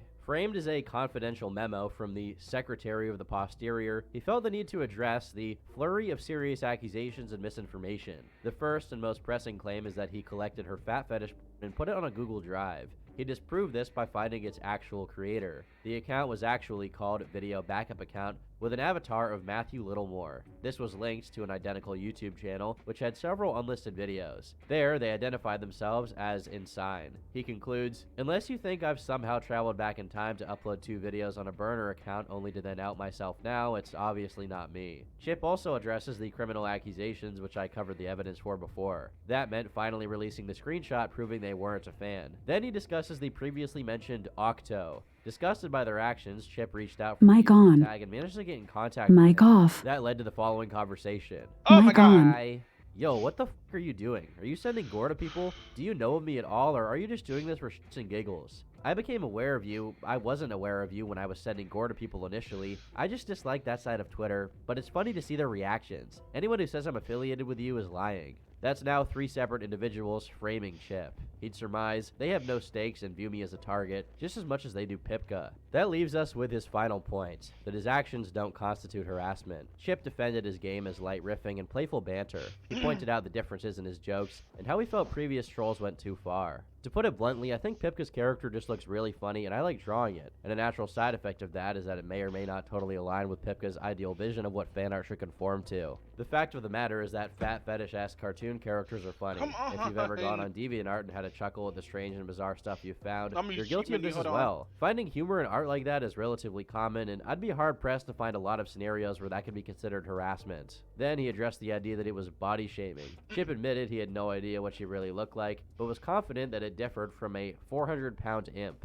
He writes, "Now, there are a surprising number of people who take issue with me calling old Girthy a fetish character. Pipka has reframed every joke I've made about the girthiest into being about her real-life appearance. That's ignoring the art she made of morbidly obese women getting their belly buttons penetrated, lol, and the fact she's drawn NSFW of her own persona. But Pipka herself would state that her fetish had nothing to do with her real-life body is simply not correlated. In response, he shows 2 screenshots of messages she'd sent on Discord. The first has her posting art of a fat cartoon with body goals. The second reads, 'I wish I was chubbier.' He clarifies, 'If Pipka wants to do this, great, but stop pretending like it's a horrible thing to find it funny. You will never be as girthy as your character.' He then reflected on the entire backlash. 'I've had to defend myself from claims of pedophilia and revenge pornography. While being falsely accused of criminal acts, I'm also hated for stalking and harassment. This is in spite of people contacting my parents in an attempt to ruin my life.' This is all a completely rational response to ribbing on someone's fat fetish. 2 days ago, I pretended to accidentally leak my personal info. This wasn't just for voice lines, but to see what they would do if it was available. People started celebrating, yet somehow it's an indictment of my character when they celebrate I got doxxed more than they did for a groomer. I think Pipka's character is funny. That's it. Everything about the game has been lighthearted because that's all it ever was. Is it weird to make a game about an e-celeb you find funny? Yes. Is it a complete waste of time? Without a doubt. Is it harassment? No, not at all whatsoever. I never condone any of what has happened to me if it happened to her, because that's not in the Brap Hogs code. Just had to throw that one in there, huh? In the face of pretty indisputable evidence, those who actually read it were forced to admit they were false. The person who accused Chip of revenge porn even publicly apologized, with the two making up in private, but the vast majority didn't bother. Death threats, fantasizing about beating his face in with rusty nails, the usual came in. To her credit, Pipka actually did concede that he hadn't created the drive, but that good faith quickly went out the window. When the previous cyberstalking allegation fell flat, she pointed to the screenshots. Pipka called it private info and attempting to reframe it as being about dysphoria. No, I'm not kidding. You took a conversation from a private server I was in out of context to defend yourself. And I'm talking about my dysphoria there anyway, not my weight. And it's also from 2021. Fuck, That I'm just gonna included delete lashing out at people who remained neutral and found it stupid. Above all else, I ask that you treat the situation with the seriousness it requires. This is beyond threatening my reputation or just bullying. He leaked some private info of mine in that doc, and he could have more I don't know about. This is obsessive and abusive behavior. Like, this is not some kind of random haha Twitter fight. He is genuinely scraping info from me from when I was barely an adult and using it to degrade me in order to justify his ongoing harassment. I like the addition of barely an adult because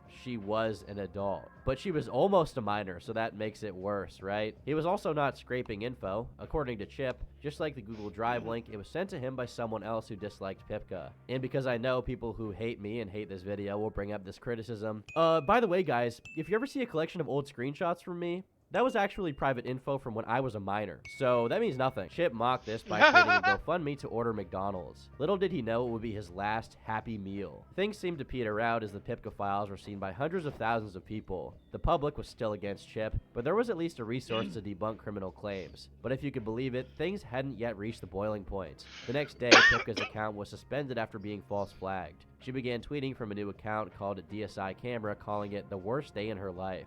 Even after several appeals, Twitter affirmed it wouldn't be restored. The culprit took credit and quickly was suspended. Experiencing such a blow to her platform, it wasn't long before eyes were placed back onto Chip. Whoever had contacted his mom before decided to release the information publicly. They created 3 separate accounts and replied to hundreds of tweets with his full name and address. They went beyond just his mom. What is this Pickas that's doing this? That'd be crazy, huh? And started contacting extended family members with the false allegations. With his entire life put at risk, Chip deactivated the account. No one expressed any sympathy as you'd expect. Instead, they remarked that he deserved it and once again celebrated. At the end of this all, they'd finally gotten what they wanted, and Chipple Dipple was off the site forever. I mentioned before that third parties were doing reprehensible things in Chip's name. The same could potentially be said of what was done to Chip, but the key difference is how people reacted. No one cheered when horrible things were done to Pipka. In contrast, when horrible things happened to Chip, far worse than anything Pipka got, they openly celebrated it. Not only that, but the exculpatory document where he disproved the slanderous claims, it was actually mass reported and removed for violating terms of service. His Twitter account was also banned while deactivated.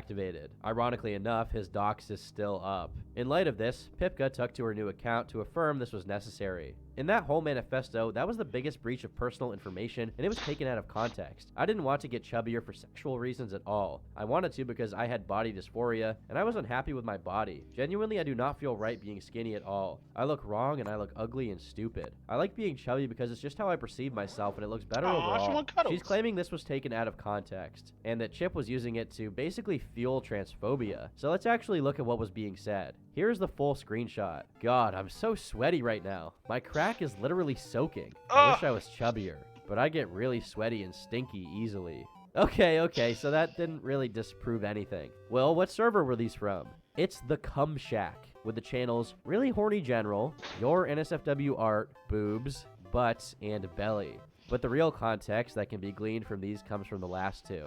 No, not just that they're actively doing fat roleplay, because at this point, whatever. But the fact that many of the people defending Pipka for not having a fat fetish are straight up in this server. The person who said Chip was projecting, there they are talking about armpit fucking. The reality is that none of these people actually believed it was some form of body shaming or bigotry. They only said that because they shared the same fetishes. Mic off. The of all of this is that Mic on. Okay, I gotta check for my I have my on fair or off. share of criticisms for Chip. It was a complete waste of time to spend so much effort on a game about this, and the cycle that someone made to mock him was largely true. If he hadn't made so many enemies over the years, alienating effectively every community and vicinity, he'd have gotten some benefit of the doubt. But none of this was justification for being defamed, painted as a cyberstalker, and now subject to life ruination. In contrast, here's what Pipka had to say about his fate. I heard what happened to Chip, in case you're wondering, and while I'm relieved, I still don't feel entirely safe. It's definitely comforting to know my stalker is missing, but he also has a bunch of friends who are still continuing to pester and harass me. He might have been kicked off the site, but Chip forever negatively impacted my life.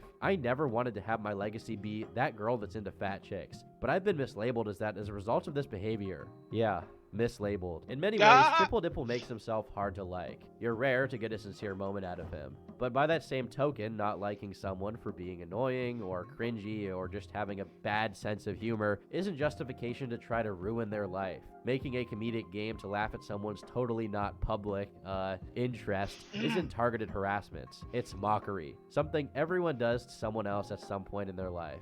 It's doubtful this video will result in any justice for anyone involved, or that those who clearly overstep boundaries, intentionally lied, feigned outrage, or engaged in doxing will get comeuppance. So maybe at least it will serve as a reminder of what people are capable of when they get a little power on the internet. Ultimately, as far as power goes, Twitter seems to be the only place they have it. I've been Turkey Tom, thanks for watching, and until next time, leave me alone.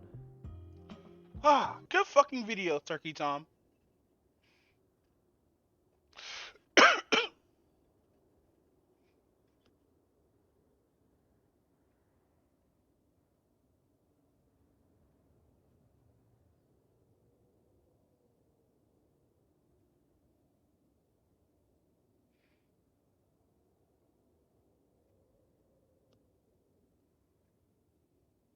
Trying to find a video here. Ah, I don't really watch fucking Pyro. Street Fighter 6 Showcase, let's go.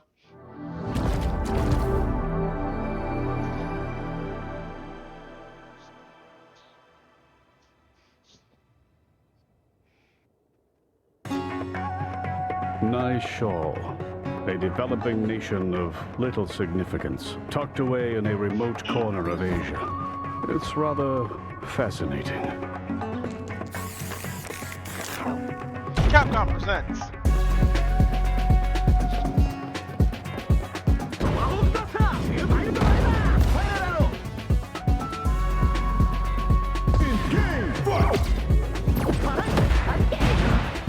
Damn.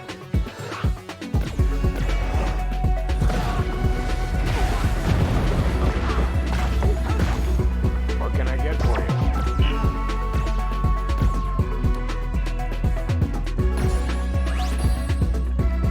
Why didn't you like Sean? A teleport into fucking Power Driver? Fuck out of here, that's busted.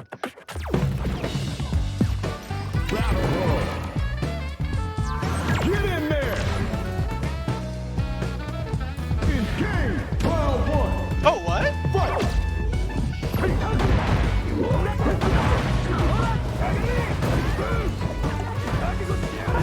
Is that Mr. Karate?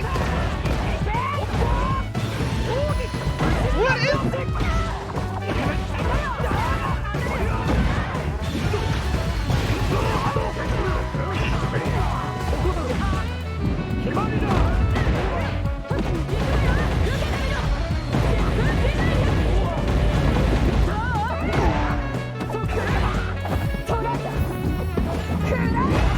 It's so weird seeing these shit just. Oh my god.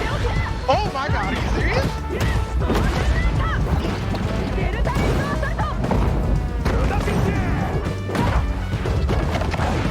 These specials. Learn that from the best.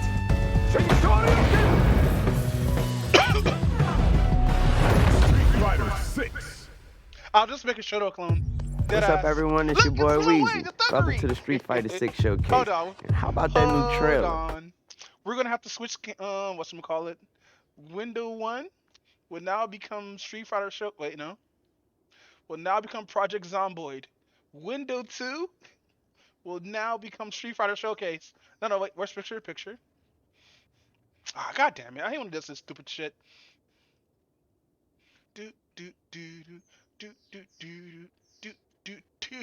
They actually add thuggery into the game. Let's go. Why is Lil Wayne here? Listen, I've been playing Street Fighter since I was a kid, but this new game is on another level. We're talking new ways to fight, crazy new game modes, and the most content we've ever seen in Street Fighter. So let's get into the game and get this showcase started with the latest from Street Fighter 6's director, Takayuki Nakayama. Okay, he definitely got that right. Thanks for tuning in, everyone. My name is Takayuki Nakayama, director of Street Fighter 6. As you saw in the beginning of our latest trailer, Street Fighter 6 features significant single-player content in the form of World Tour. Today, I'd like to tell you more about World Tour mode.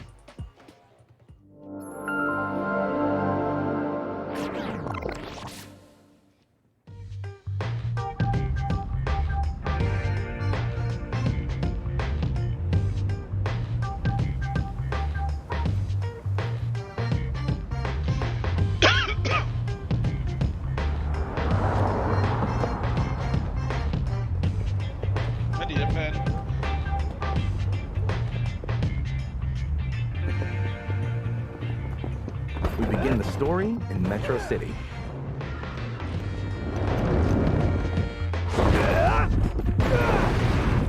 You'll be able to create an avatar with a high degree of customization and assume the role of the protagonist joining Buckler Security Services training course.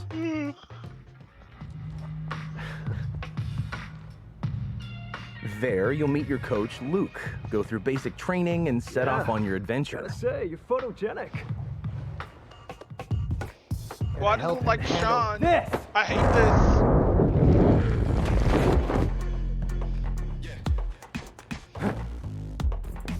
Yeah, my dude, that's right. Take him out with his Capcom colors.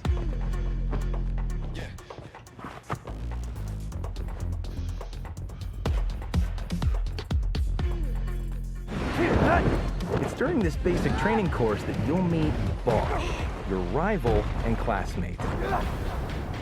And one of the great things about World Tour is that you'll interact with a slew of unique characters. Come on, man. Okay, do you unlock him as a character though in the game? Cause like that'd be cool if you did bring back unlocks. You know, have your rival be like a playable character on the online mode and or in the versus mode and stuff. Man. So now we're ready to hit the streets. People from various walks of life inhabit the world of Street Fighter, but they all love a good fight. With a single press of a button, you can seamlessly enter a battle with them. So you can. Bystanders will also come to see what's going on. Street Fighter 6 features the tried and true classic 6-button control style, but also adds a new 4-button modern control style that features 3 attack strengths and allows you to perform special moves with a single button. So this is basically what's been put in a lot of anime fighters and a lot of fighters like Dragon Ball Fighters, Grand Blue, and like a lot of Arc System Works types games where you have 3 buttons that do basic combos and you win at the specials and stuff. And you could do like something like let's say X is light, Y is medium, and B is heavy, which is square, triangle, and circle. That's how that whole thing works or whatnot. With your A and or X button being your special or whatnot. Press. Okay.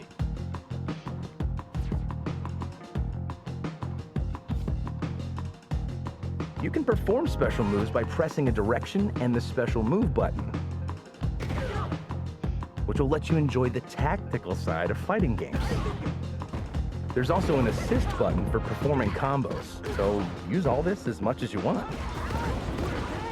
The more you battle, the stronger your avatar becomes. Earn experience points through battle to level up your stats, such as your vitality. Some fights have specific objectives that can be completed to earn more rewards and items, and add a new wrinkle to combat.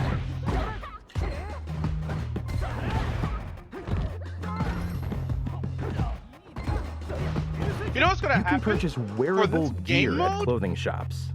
There's gonna be a character meta or a moveset meta.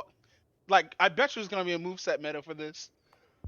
That gear affects your avatar's appearance and their stats and characteristics as well. Wow. The product lineup changes from time to time, so check the stores periodically to see what's for sale. Yeah, give them headphones. There's also a variety of eateries to visit in the game. Food purchased from these places can restore your vitality, give your stats a temporary boost, and other perks. Okay. You can also use these items to give yourself a helping hand during battle.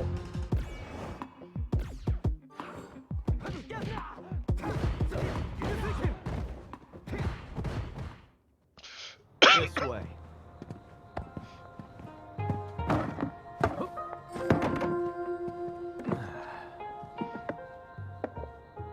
Here. Hands are so big. Congrats. From now on, you can tell people you are a student of the great Jamie Show. Once you knock that back and make it official, anyway.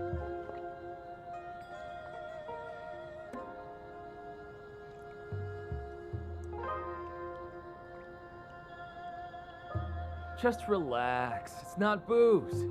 Trust me and take a swig. It's a family-made herbal drink, that It's really alcohol. boosts your energy. It's actually alcohol. He's like, Jamie, I'm only 16. I can't drink this.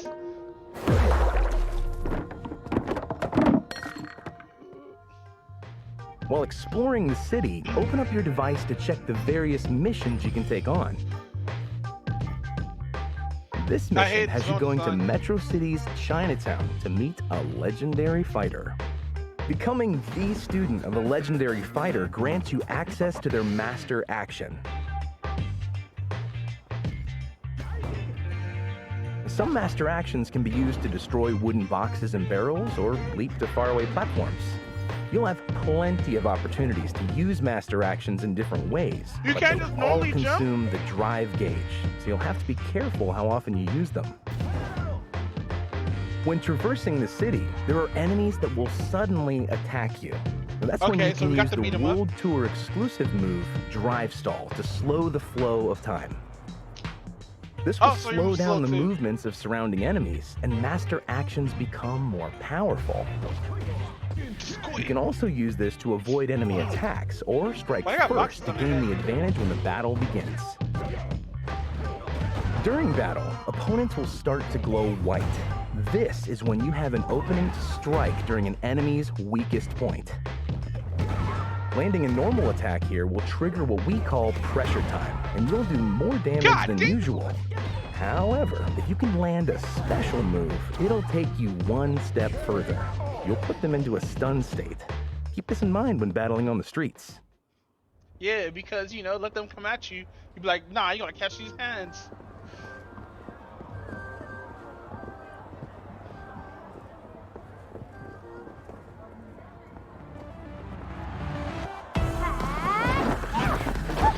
What was that?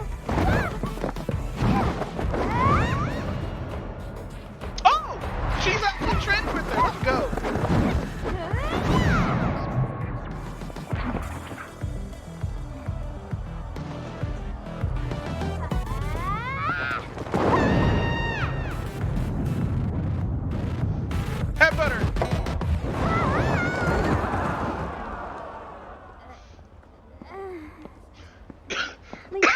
I'm disappointed in you.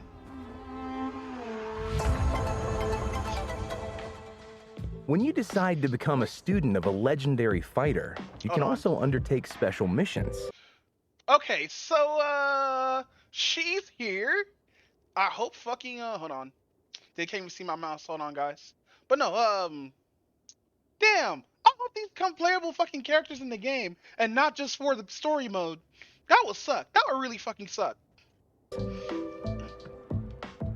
Complete those missions to strengthen the bond between you and the super master. Unfair to a lot, You'll to open like up a lot new of characters. stories to learn more like about Sakura them. can be a playable character.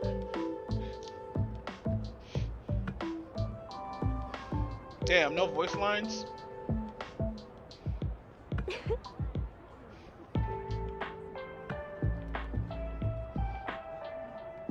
You can give the master presents to strengthen your bond with them, and also see how they react to your gift. Time to max out their Choosing a friendship. master's style lets you use their basic attacks.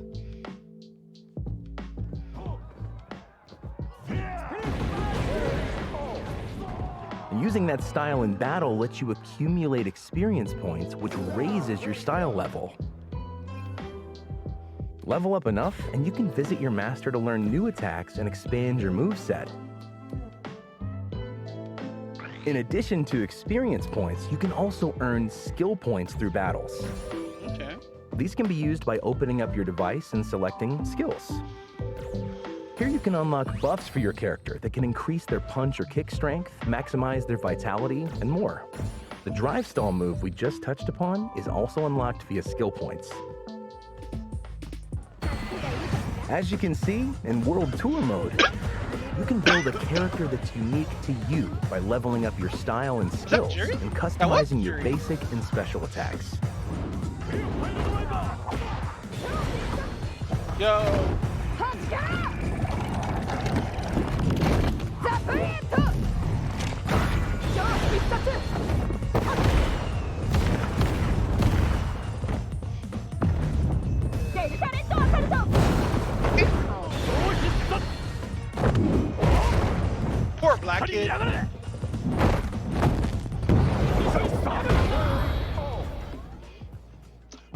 black person that got pile driver into oblivion.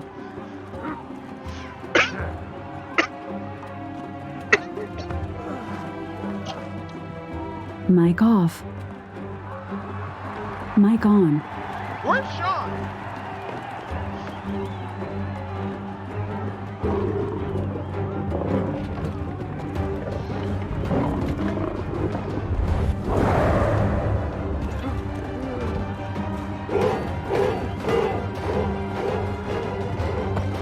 Ah, yes.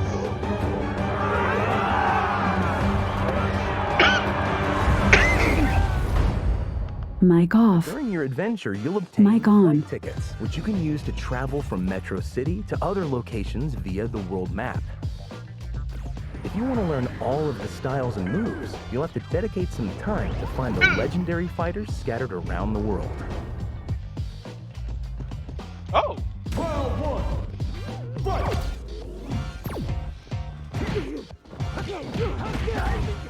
And you'll find many of your favorite characters in World Tour. There may be some unexpected appearances too. What the fuck is that? Save the girl. Don't you worry, my friend. Hospitality is our specialty.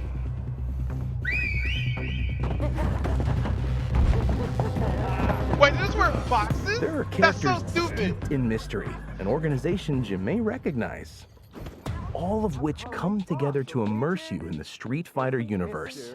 Why do we get these characters will not be fucking? These gonna be DLC characters. Watch, they're not gonna be main characters. It's gonna be DLC. That's gonna make you fucking mad. Be like, hold on, let me fucking do this real quick.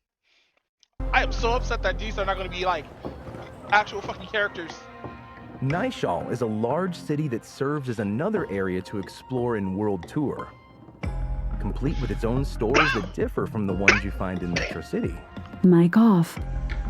In contrast to Mic Metro on. City's urban landscape, this city has a fairly complex topography, and who you'll meet in this new city will also differ. It's not a Mega Man shit. That's all we have to show you for World Tour mode this time. We hope that you enjoy not only the battle portion, but the story and creating your own character as well. Found them! Yeah!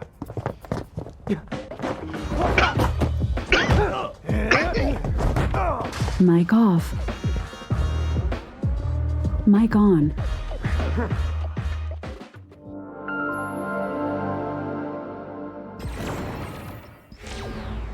Welcome to the world of Street Fighter. Are you a fighter looking for your next challenge? Or Are just there passing fight through playable on your journey? Either way, we're more than happy to have you! Next, we'd like to talk about one of the other main modes in Street Fighter 6, the Battle Hub. In the Battle Hub, players from around the world can get together and have fun playing games and doing other activities. Access the cabinets on the floor to play Battle Hub and extreme battle matches and games at the Game Center.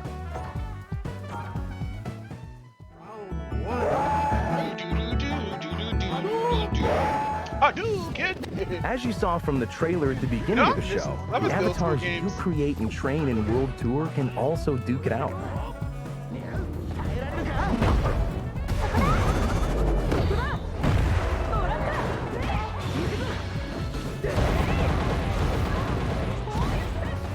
Show the world your own personal fighter in avatar battles. Yeah, you see all that shit, bro? All that stylish shit, bro? Yeah, people are gonna fucking get the use the metas for that now. There's gonna be a meta for the creator player. Watch this stupid shit. Like, heed my words. There will be three character builds that no one will not be able to beat unless they go into that character build. Heed my words. We also have a new Fighters Club feature added to Capcom Fighters Network. This will help players get together with friends or like-minded players. Join an already existing club or create one of your own from scratch. Once you've set up the basics of the club, you can also create a customized emblem. Not only that, but you can design your very own club uniforms that all members can wear. If you have a good idea for a club, let the world know about it. We're looking forward to seeing players don their club colors and enjoy the Battle Hub together. Where's Sean? If you're all about that Street Fighter Is that life, Sean? the Battle Hub is the place to be. This is your fave, Eternity, signing off. See ya!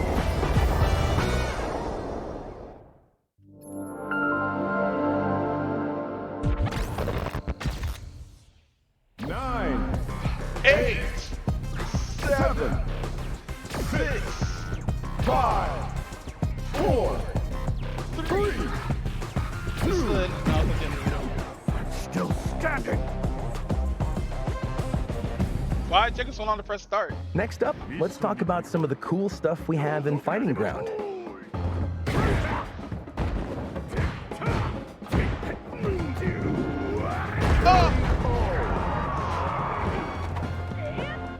In the video you see here, we've added a character damage toggle.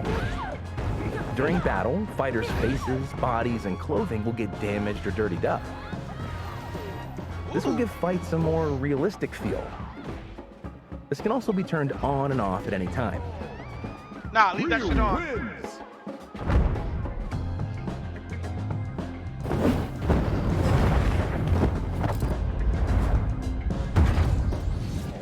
Additionally, sound accessibility options have been improved for Street Fighter 6. There are sound effects that will give you the heads up on the distance between you and your opponent, the height level of attacks,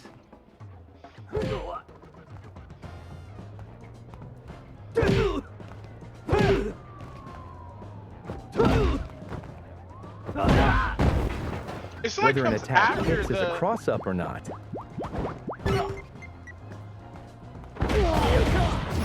And also to indicate your remaining gauge. We hope that these options will let you better grasp the situation of your fights. How about when somebody blocks though? Somebody's blocking here. Yo, C's get one with a block? Why didn't nobody block here? What is the sound effect for blocking? When you first start the game, we've added a tutorial that explains the basics of battle and the combat system.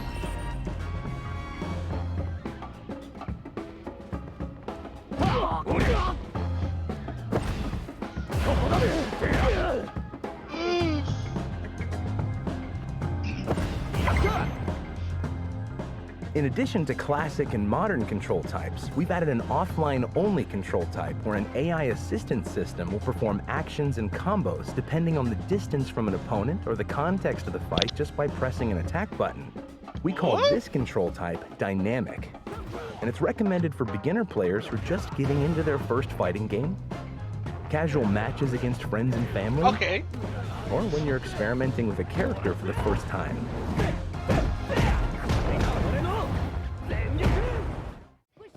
On the scene! Don't expect me to be a pushover. Arcade mode is our single-player mode, where you'll square off against the computer. And yet, we don't get the characters from the story mode and or on the fucking whatever creator character mode. Yoon, Yang. Been a hot minute since I've seen either of you. But don't worry. I'm doing just fine all on my own. The name's Jamie Show. Go through each character's story and you'll unlock a special illustration after the ending. Round 1. Fight.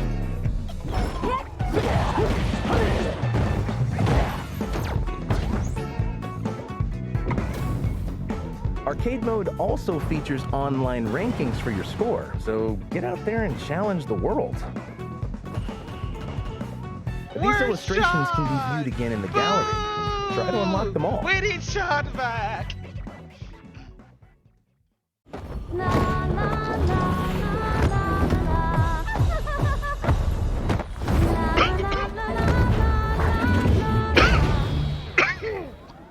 If you're not sure which character is the right one for you, check out the character guides, which will teach you about each character's unique traits and how to use their attacks. Each special move comes with a basic tutorial on how to use them, and you can experiment with them yourself by pressing the try button. Yes, just like that. Perform well, and the characters will shower you. Why are they only showing the basic controls for this shit? I mean, not basic, but the accessible controls. Use legacy controls, goddammit. Nobody, Counter-Strike's not forward SP, goddammit. Praises. Don't forget this moment. You know what the shortcut does? It allows you to hit combos a lot more easier. Though it's gonna be limited by that combo system now.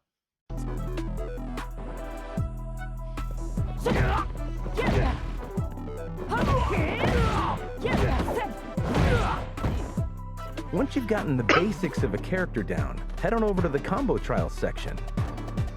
There are basic, intermediate, and advanced combos.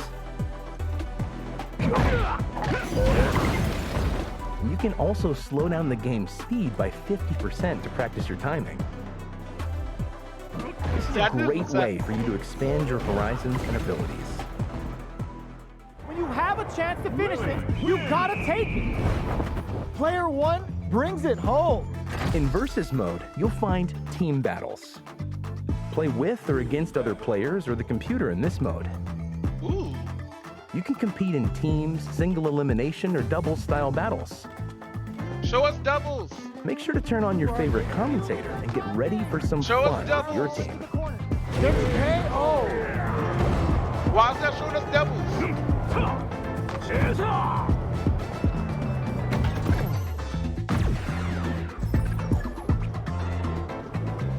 Round one. Fight. Next up is Extreme Battle. I want to see This extreme differs from a battle. normal battle because there are special rules or gimmicks on the stage. For example, you can have a battle where the winner is the first to knock down their opponent 5 times while rampaging bulls run across the stage. Or set up a rule where you have to complete the objectives displayed on your side of the screen first, while random drones show up and have different effects when they're destroyed. This will let you have fun with other players in a party-like setting, so give them a try. Extreme Battle can be played offline or in the Battle Hub, and also in custom rooms, which we'll talk about next.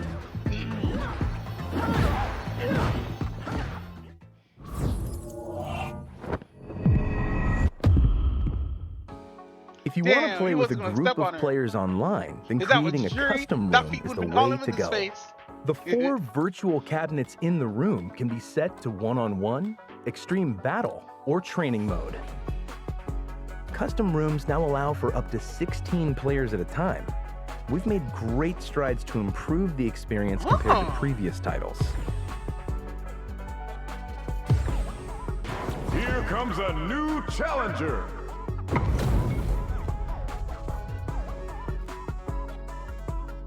Showtime!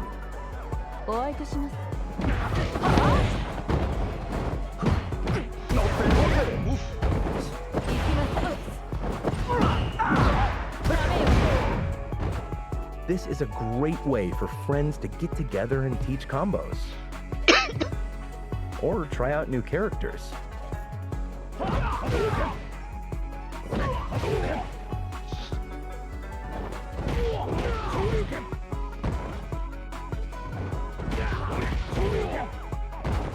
Here comes a new The always popular ranked match lets players worldwide compete against each Okay, other. so rollback? Fight it out with players at your skill level to earn What's gonna be in that code? For Street Fighter 6, in order to burden the player with less stress than before, we've added a new one-time rank down protection feature where you won't lose league points in certain leagues. In addition, we have character-specific and random character ranked matches. And I ranked still don't match like Lily's phases which will fucking determine your design. rank. Fuck, man, I don't like Lily's design. I hate it. I hate it so much. Like, look at this character. This is like their secondary skin, right? Less stress than before, we've added a new one-time rank down protection feature where you won't lose league points in certain leagues. In addition, we have character-specific That skin looks ugly. Fuck, man. and random character But I rank guess it's supposed to matches. look like more realistic. And ranked match phases, which will determine your rank You know, for a it's her period of time. smile. She doesn't need to smile that hard. Casual match also returns in Street Fighter 6, where you can play online without any change to your league points. So, what do you think? The team working on Street Fighter 6 has been challenging themselves to create a game that's going to become a long-loved Street Fighter title that all players can enjoy. It's only a little bit longer, but we can't wait for everyone to enjoy World Tour, Fighting Ground, and Battle Hub. We hope you look forward to playing Street Fighter 6. Hey, hey, hey! Uh-oh! Good night! Yo, that's what I'm talking about. Those new modes look crazy. Nowhere. All right, now let's go to Shuhei Matsumoto. Street Fighter 6 What if you actually did say that name wrong? is produced. Hey everyone, I'm Shuhei Matsumoto, producer on Street Fighter 6. I'd like to walk everyone through what our plans are for Street Fighter 6 once the game releases on June 2nd. A big part of Street Fighter's charm is the cast of characters from around the world that appear in each game. That's like 2 months, We right? believe that Street Fighter is where players can take control of unique characters with their own awesome fighting styles. For the players, and for us as well, the appeal of the characters themselves is the most important element of the series.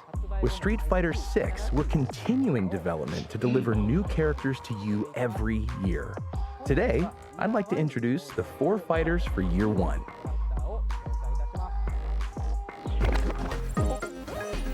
Okay, so we're getting Rashid. Okay, so we're getting Aki, that's our actual name. Ed's back. And Akumba's back with white hair. Old man Akuma, let's go. Year 1 will see the introduction of new characters Rashid, Aki, Ed, and Akuma. Rashid joins the fight in summer 2023, Aki in autumn 2023, Ed in the winter after the new year, and Akuma in spring 2024. Damn, a whole year? These new Year 1 characters will appear in World Tour as well, so you can enjoy delving into their lore. Oh my god. You know what's gonna happen? Everybody's gonna go to Akuma and just take this Gabber's Raging Demon. Let's go. Battle Hub, we're planning various events and a store to obtain special collaboration items. We can't wait to show you what we have planned.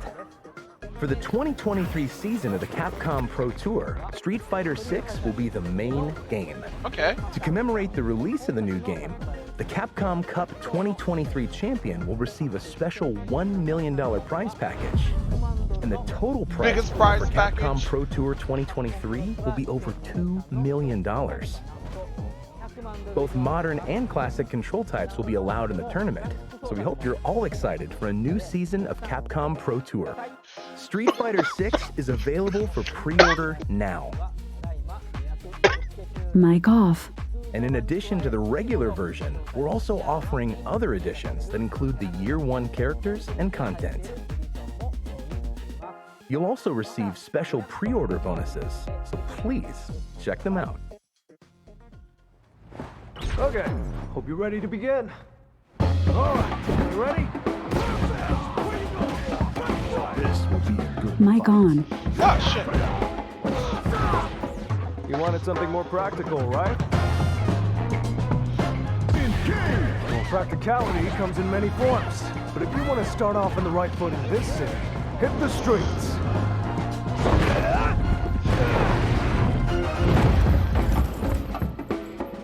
Too bad we're not getting the demo. What are we, 6 fucking days? 6 fucking Finally, days for a we've demo? created a special demo version of the game, so players can enjoy the first bit of World Tour and some modes in Fighting Ground. The demo will allow you to create an avatar that can also be used in the main version of the game on the same platform. So, I'm making we the hope you shortest put in character a ever. lot of time with the avatar creation feature and have fun.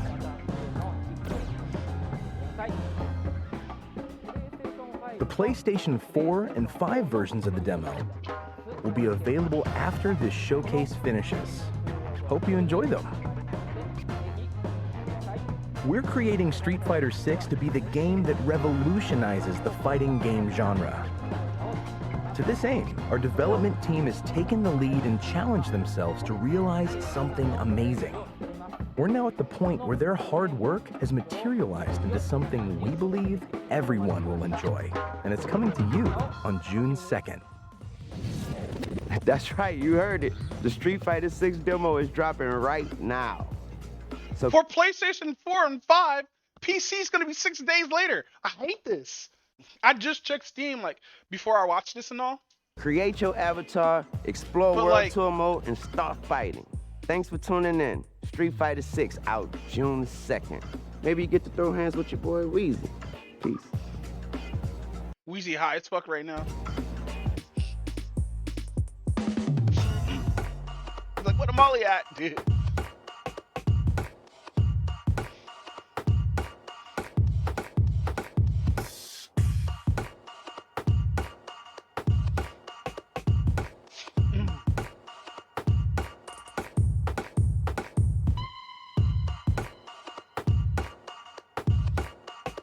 I guess I'm gonna end the stream off here. Capcom hits with a copyright strike. I don't care. But I'm gonna end the stream off here. Thanks for everybody for coming to the stream and popping in, popping out, or lurking and all that good stuff. But with that said, we out.